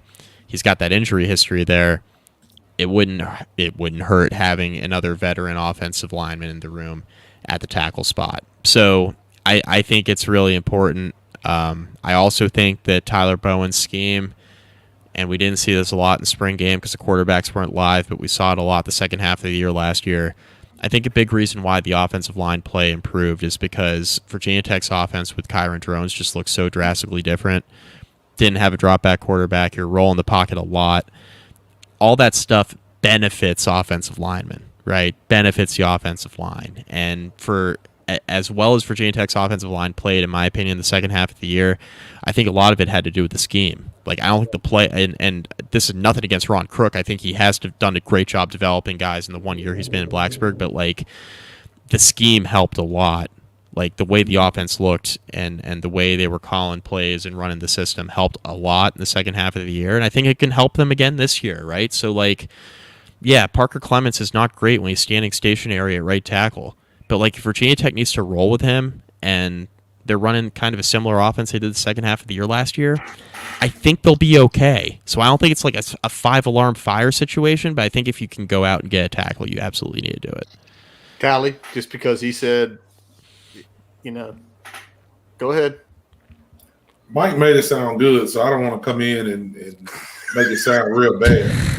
You know what I'm saying? Like he was kind of diplomatic with it, but he mentioned the name, so I said like Parker. Like, he too old and too big to just keep getting beat. You know what I'm saying? Like I get it. Keyshawn Burgos is fast and he's big and he's athletic, but he, as it sits, is not a top performer in the ACC.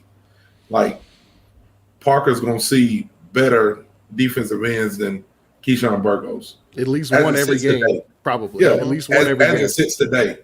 And David just told us at the beginning of the show that Burgos had a Hall of Fame day. A fucking Hall of Fame day. And I think Parker's been there for fucking 9 years. And you let somebody have a Hall of Fame day. And it ain't just his fault. So, you know, I play around and joke around. And I think they do got to get better there. I think Parker has to be better. I think he'd be good as a depth piece. I just don't know that he's a starter.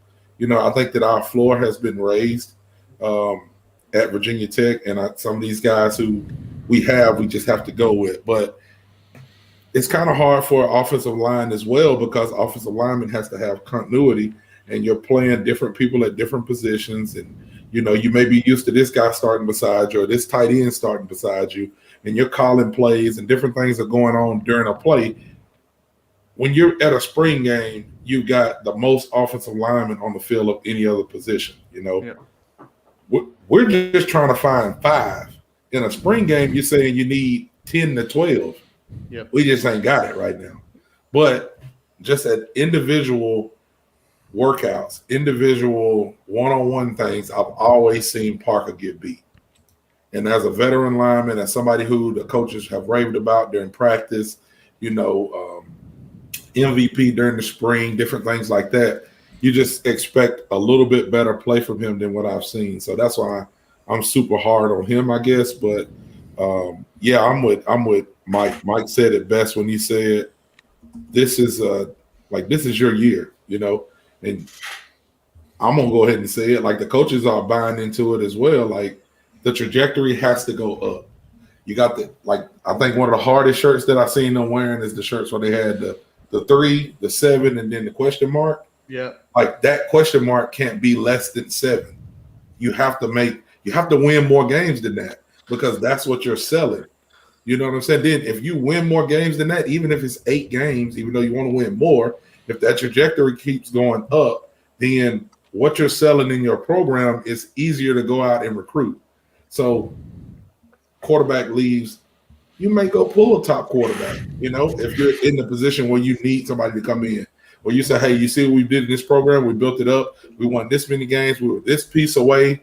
We got these many people coming back. Like it's a couple of things that can happen if you have that season that most people are expecting.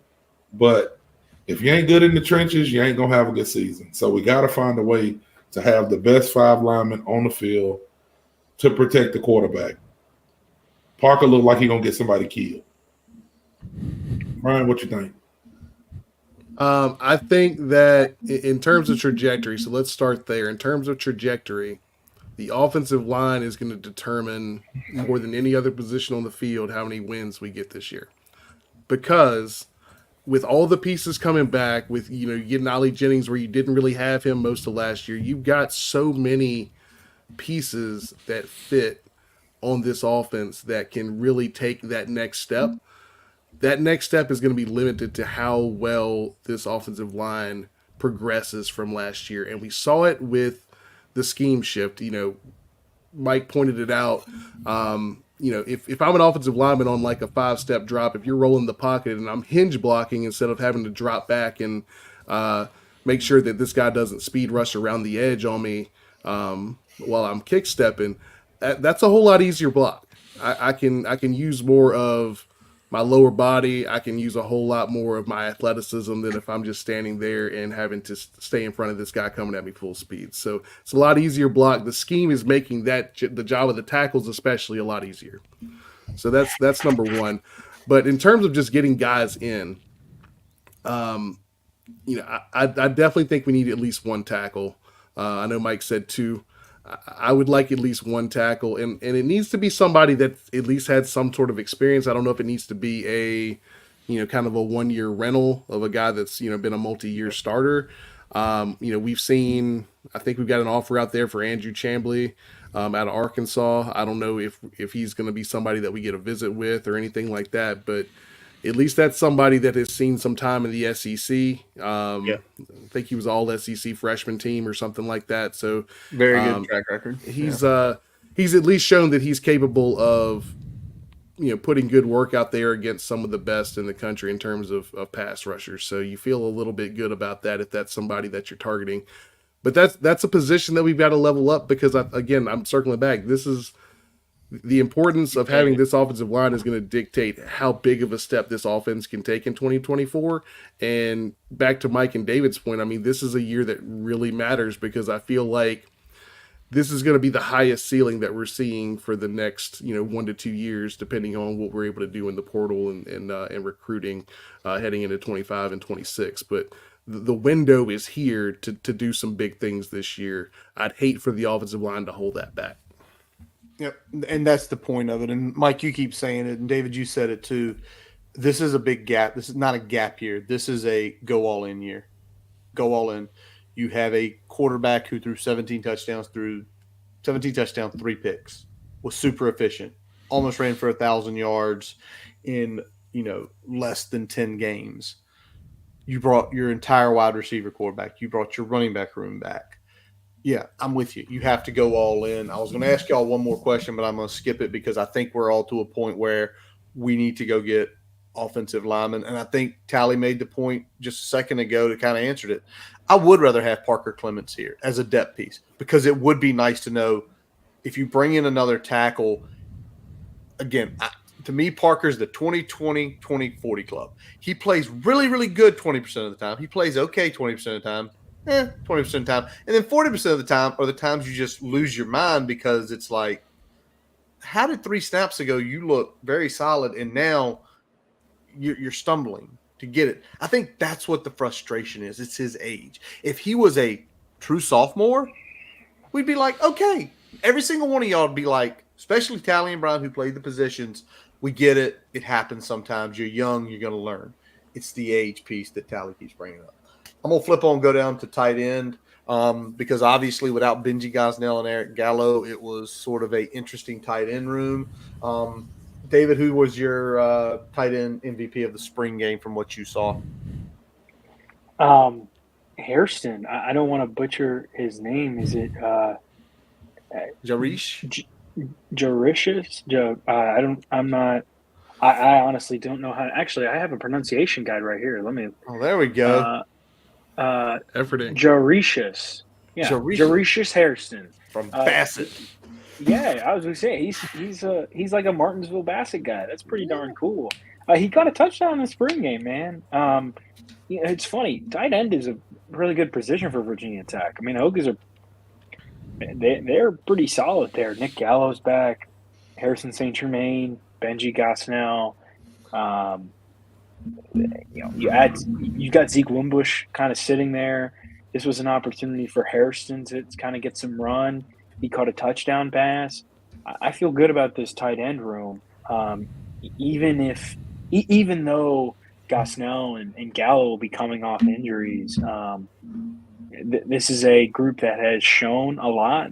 St. Germain and Gosnell each caught touchdowns in the spring game. Or sorry, not in the spring game, in the Military Bowl. Yep. Yeah.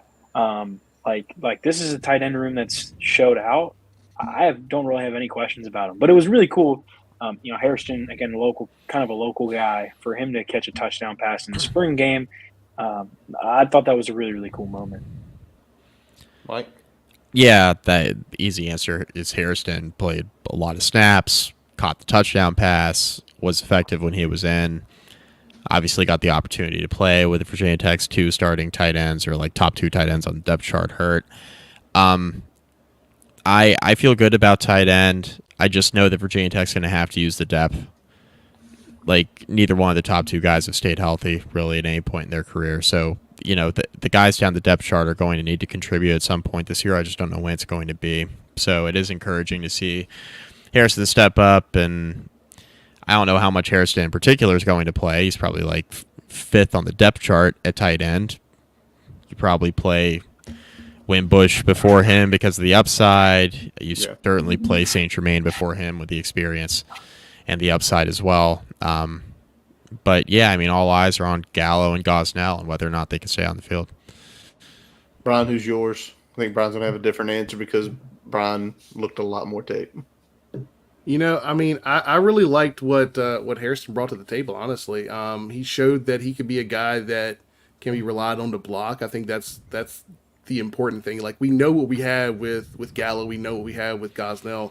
A lot of these guys are going to be, can you block and can you stay within the framework of what we're trying to do offensively? Because that's what a depth tight end is going to primarily be doing.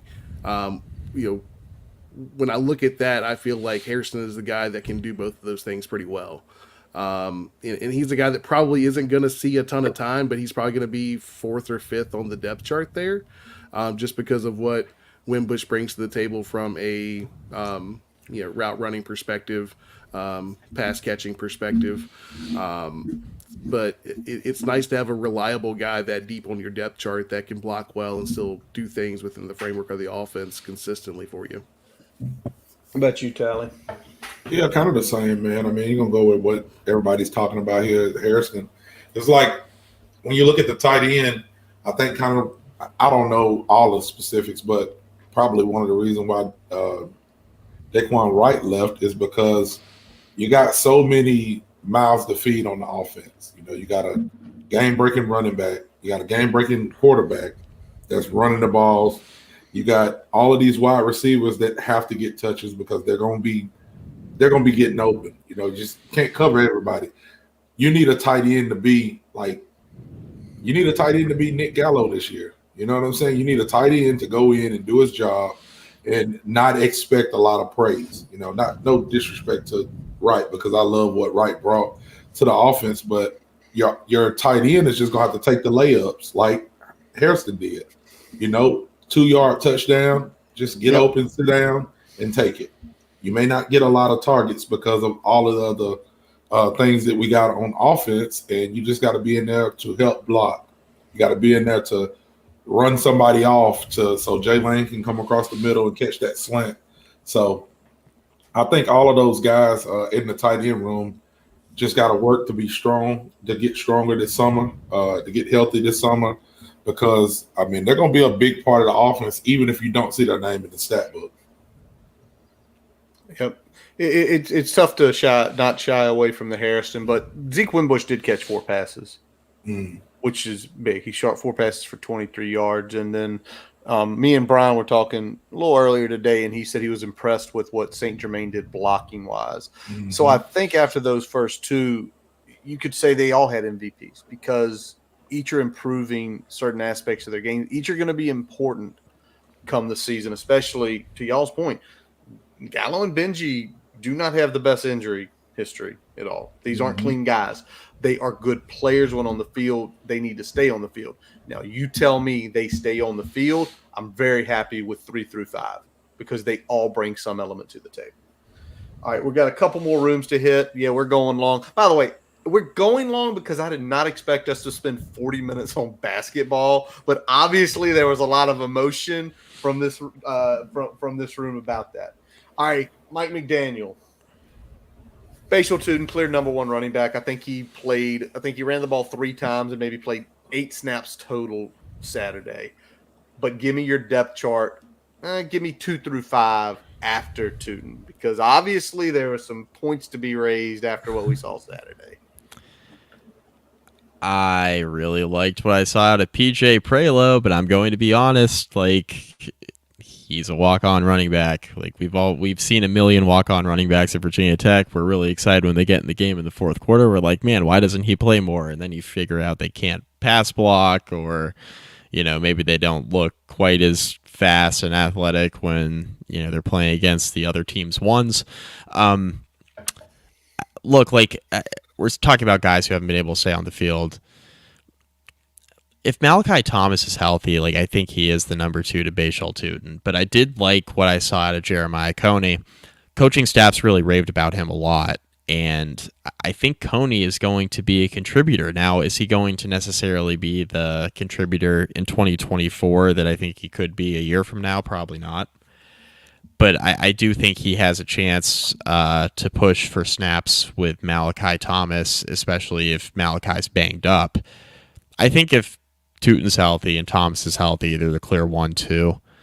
After that, I think Coney is your number 3 running back just because of the way the staff has talked about him. And I think PJ Preload, it's a nice development that, he was able to come out in spring game and play the way that he did. But I think the running back room has a clear delineation as long as guys are healthy. But Coney, in my opinion, is the guy who's the wild card. And, I think if there are some injuries in front of him, I think he could step in and be an effective back. And I think he does have a bright future if he does stick around with the program. David, what about you? Yeah, I mean, I think it's pretty clear cut. It's Tootin 1, Thomas 2, and then I think Coney is probably the third back. I think the staff likes Traylon Mitchell. I'm curious to see where PJ Prelude, if he factors in at all. Okay. It wasn't like he was just going out there and beating up the third and fourth string guys. I mean, he scored 2 touchdowns. Yeah.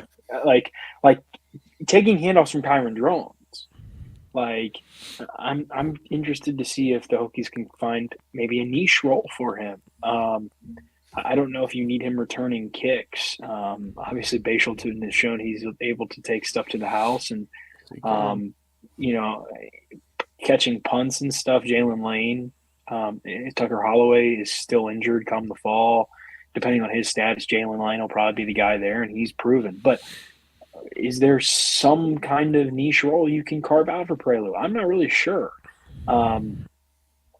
I think it's him or Mitchell for that fourth spot. I'm not sure it really matters. But I think if you're the staff, you have to at least open your eyes and go, that's very interesting, the performance PJ Prelo had. Because, it wasn't like – it'd be one thing if he racked up 40 yards, and 2 touchdowns on, if he's playing in garbage time in the fourth quarter. But he had 6 carries for 62 yards and a touchdown. And he caught a pass out of the backfield. He had 2 catches for 29 yards. So you want to talk about all-purpose. I actually didn't run the math, but he probably had more all-purpose yards than anybody not named Jeremiah Coney. So I think you have to at least be a little interested to see how he could help. But I think Coney's the number 3 back, and if you don't feel you're not interested in Prelude, or you don't feel like he can really add something juicy, maybe, I think Mitchell's kind of the obvious choice. And then there's no point, in my opinion, to not redshirt Tyler Mason. Though I thought, he showed some interesting stuff. I mean, he had 8 carries for 33 yards. He did have that fumble, but he's young and he's got some time to learn. But I tell you what, I was really impressed by the running backs. It didn't matter if it was Coney. It didn't matter if it was Mitchell. Mitchell had 2 catches for 17 yards.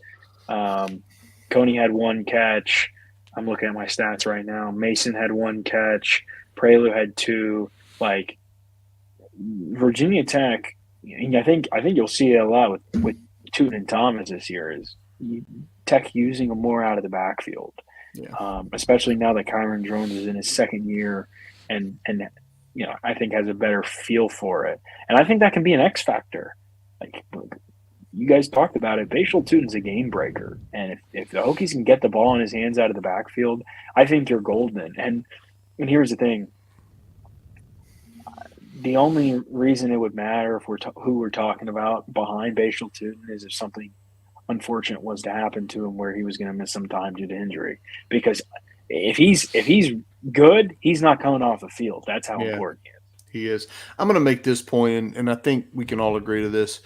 That room has enjoyed such a crazy transformation, because where it seemed for years we don't have that guy. We don't have a good core running backs. And next thing you know, to every point when to me watching it the last couple days chopped up, every time a guy got a ball in his hand, they made moves, they made cuts, they plowed forward. There was no behind. Malachi Thomas on that screen catch made his wiggle and found it.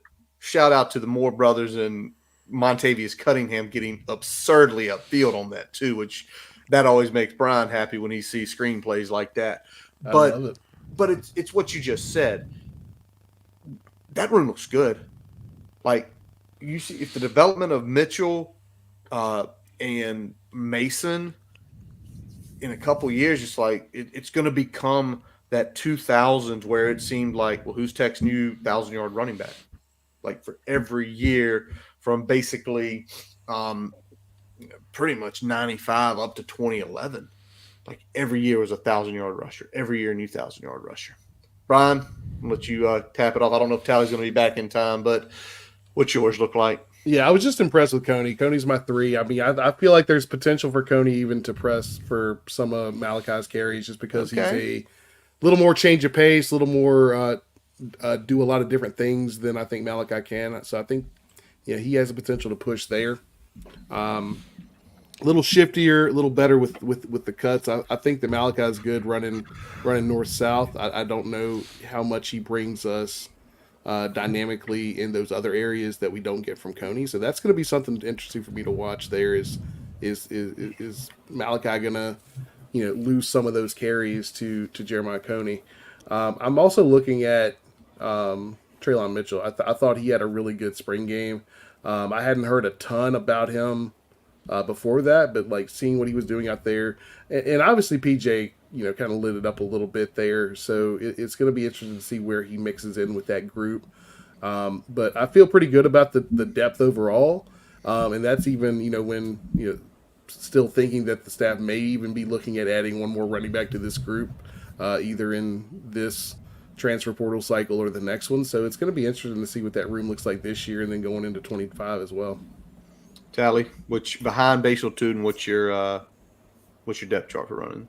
Yeah, I was just about to Brian hit on exactly what I was going to say. I mean, kind of like, you could tell those guys are working, after Tootin and Thomas there at 1 and 2, you got those young guys and Prelude that's, again, like Mike said, he's a walk-on. So you don't want to take so much from the spring game and go, wow, everybody, was so great.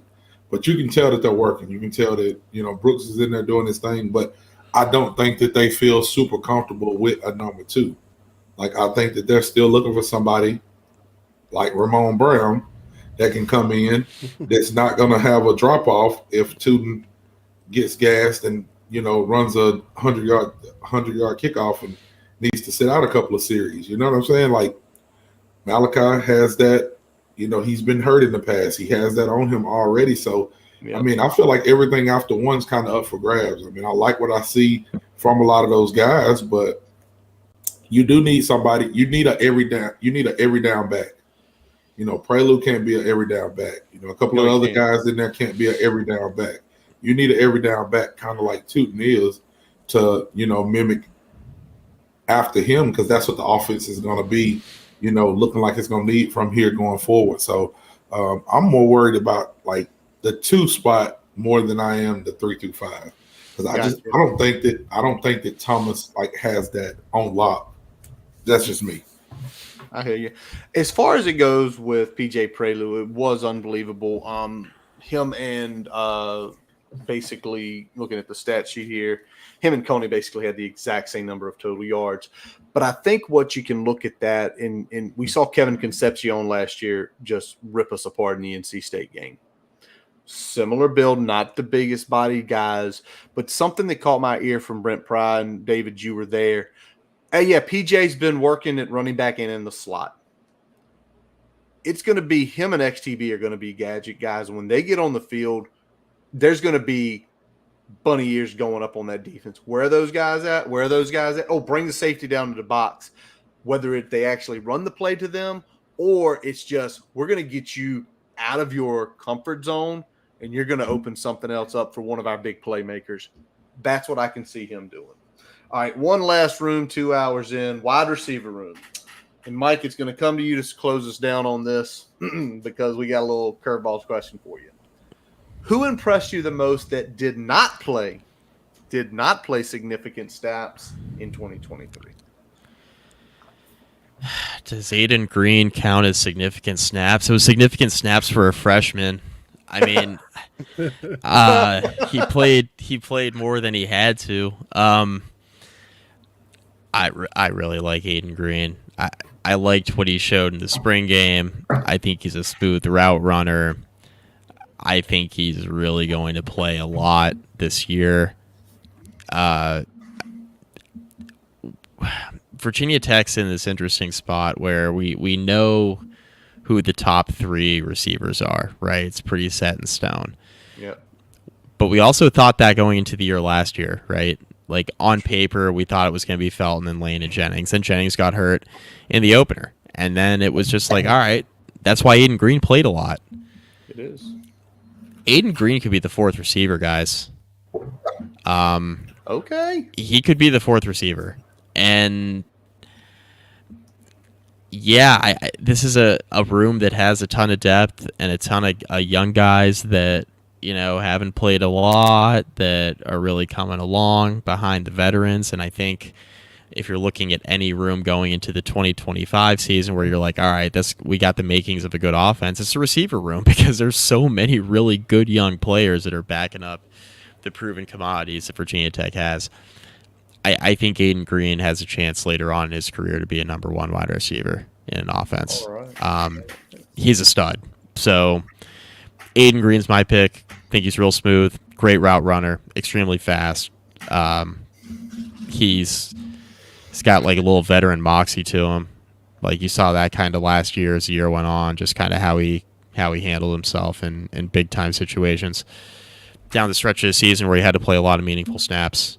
I am really, really high on him, if you haven't noticed. So, yeah, Aiden Green's my pick. Basically, Mike just took my question, David, and said, no, I'm going to answer exactly what I actually think. Because go ahead, David. And you can say Aiden Green. Any of y'all can say Aiden Green if you've got somebody. No, you know, I'll be different. I'm excited to see Xavier Turner Bradshaw, man. Dude, we saw it against NC State. He had that end around and was untouched.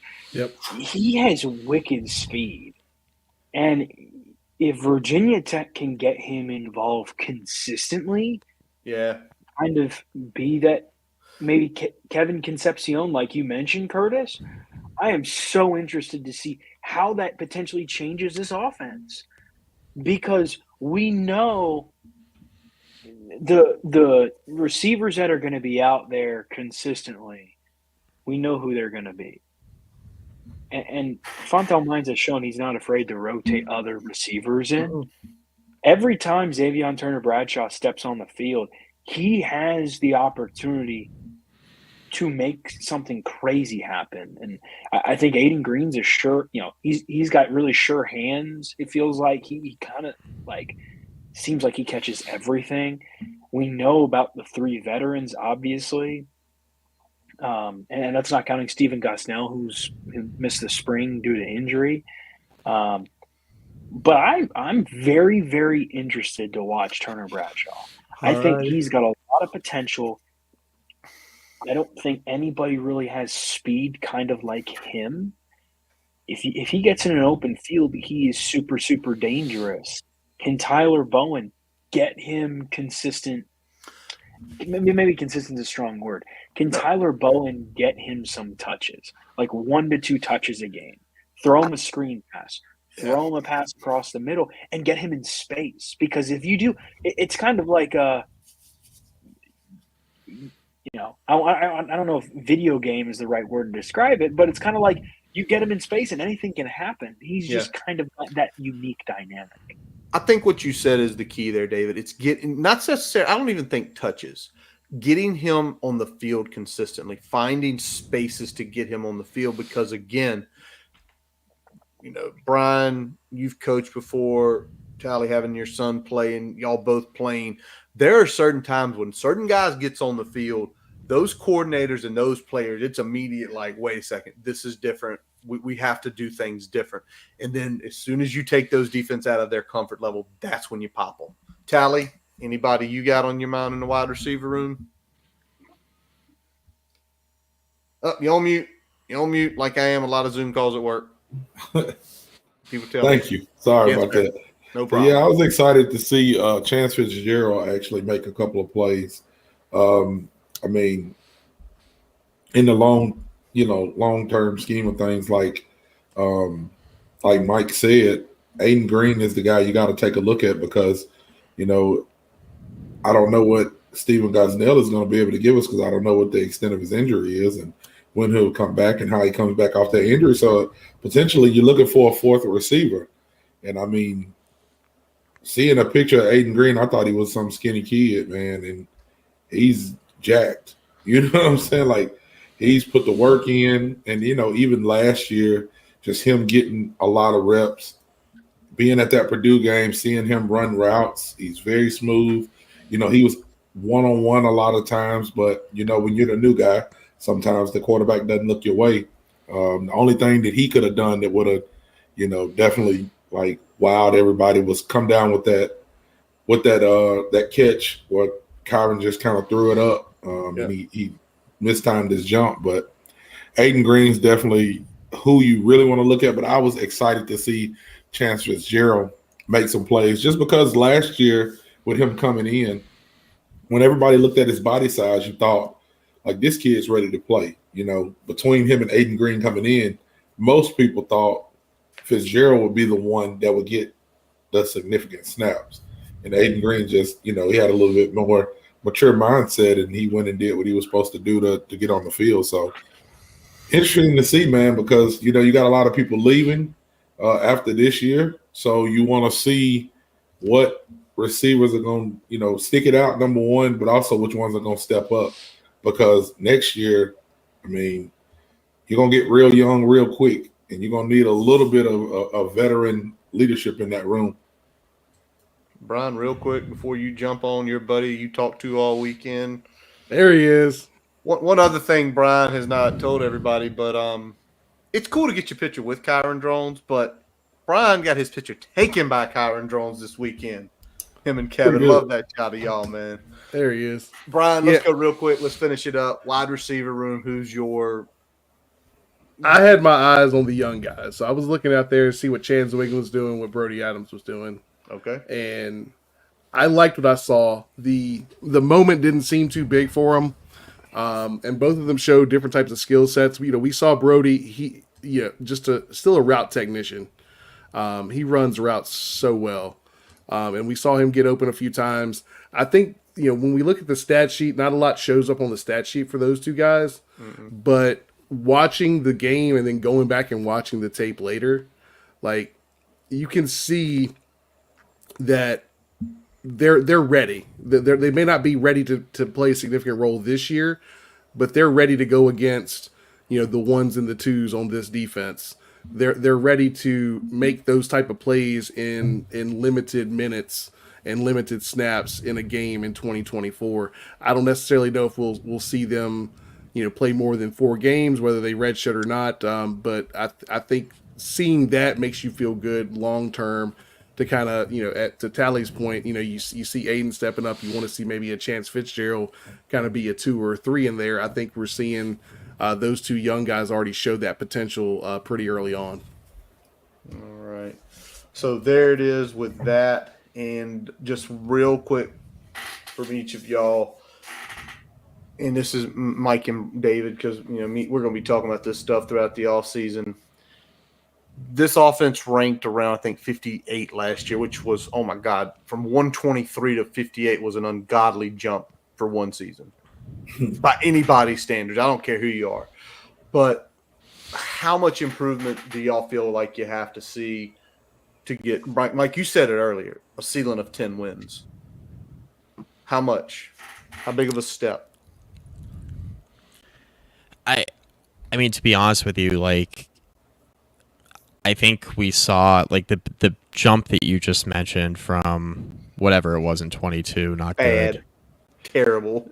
right, to essentially like a top 65 offense last year really came in the final 8 games. Like that's where all of this happened, right? You get an entire offseason to, you know, continue to familiarize with the new scheme. You have your quarterback.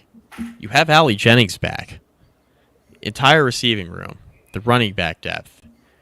You do have your offensive line back. You know, we expressed our concerns about tackle, but like you do have your starting offensive line back. That's really important. All the depth on defense too. That it's going to help the offense, right?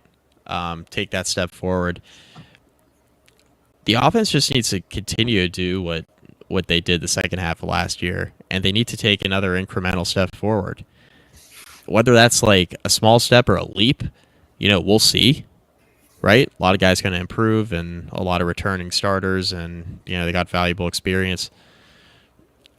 But in order for this to be like a 10 or 11 win team, like the offense doesn't have to like all of a sudden go from like 55 or 60 to like 20th. You know, they can kind of just keep doing what they're doing if the defense holds up their end of the bargain and improves the way that we think they can, especially against the schedule, right? Against the schedule that Virginia Tech's going to play. So I think the offense is going to be better. Just like I think the defense is going to be better. I think the offense is going to take another step forward and be really good, because an extra 4 good games is really going to do something to your statistics, you know, because it was a bad offense. The first 4 games last year was not very good. So, yeah, another incremental step forward. I think that's all you really need. I don't think you need to do anything crazy to get yourself to 10 wins. David? Yeah, I agree with that. And I think the biggest thing is Virginia Tech has to win the battle in the trenches. I know Brian's ears probably perk up when he hears me say that. I think back to that game at Louisville last year where Virginia Tech just kind of got pushed around. Oh, yeah. If Virginia Tech is gonna win 9-10 games, you have to win the battle in the trenches. You've got this – I don't know if generational is the right word. You've got this special quarterback in Kyron Drones who has the opportunity to do some really special things. Bashal Tutin is a very, very good running back. You've got some awesome wide receivers. Your tight end room is really, really solid. The offensive line is the big question for me. And I think if Virginia Tech can shore that up, you're looking at an offense that has the opportunity to be very, very, very good. Because what the Hokies did last year, even when the offensive line wasn't necessarily grading out super well, and by that I mean I just look at the PFF grades. I don't think the offense was necessarily the offensive line was doing anything crazy, but I think the scheme allowed those guys to play a little freely. And if you can continue to develop that, Kyron Drones enters in year 2, Bashal Tutin in year 2, that wide receiver room, year 2. Those guys are all playing together. Same thing goes for a lot of those offensive linemen. If you can supplement it and those young offensive linemen can continue to grow, like my only question is what kind of offensive line is this going to be? I think that kind of determines how good this offense can be, but all the pieces are there everywhere else. Like Kyron Drones is one of the best quarterbacks in the ACC. He might not get, preseason all ACC hype because the Carolina media, or other factions of the press, votes for somebody like Cam Ward of Miami, who has a lot of accolades, obviously. But he's a very, very great talent. Bashal Tutin is very, very good. The pieces are there. It's kind of just when you get into those battles in the trenches with really, really good teams, how does it play out? And Virginia Tech kind of got thrown around last year against Louisville. When it gets into some of these big games this year, I think about Miami and Clemson. That group is going to have to play to that level, and that will determine Virginia Tech's success. That is an absolute great point to end on, David, tonight, because I think we saw staff sit here and say, yeah, if offensive line ups the game, if Montavious Cunningham, and we saw a handful of plays in the spring game when he did that pull, I'm sure Brian's ears light up, but he cleared the way for that huge run. Him and the Moore brothers got downfield. If that levels up, I mean, y'all know I can get and be super optimistic. I was optimistic last year and said 8 wins. Y'all thought I was crazy. We'd started the right quarterback. I still insist we had been at 8 wins because – go ahead, Tally, because you got to lay it on them before we close it out tonight. Go ahead. They've been doing so good today, man, I ain't going to even get them. I'm just going to wait. We're going to be back on here. We're going to discuss the season.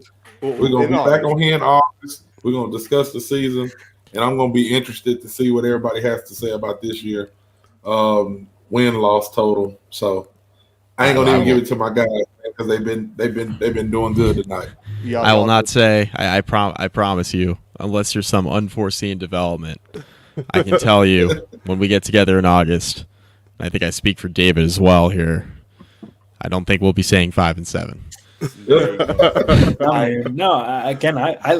I like, and I'm somebody who's had the opportunity and privilege to go to a lot of practices this spring, and I feel I feel good about what Brent Pry and his staff are building. I think so many of the pieces are there. When you return 86% of your production, you're going to be good. It's just, can you get those next pieces to supplement everything else? Yep, exactly. And I think on both sides of the ball, the Hokies have added some of the right pieces. Sam Brumfield is the first, and Montavious Cunningham are two of the big ones that come to mind. Can those guys have impacts? Right. I like the trajectory.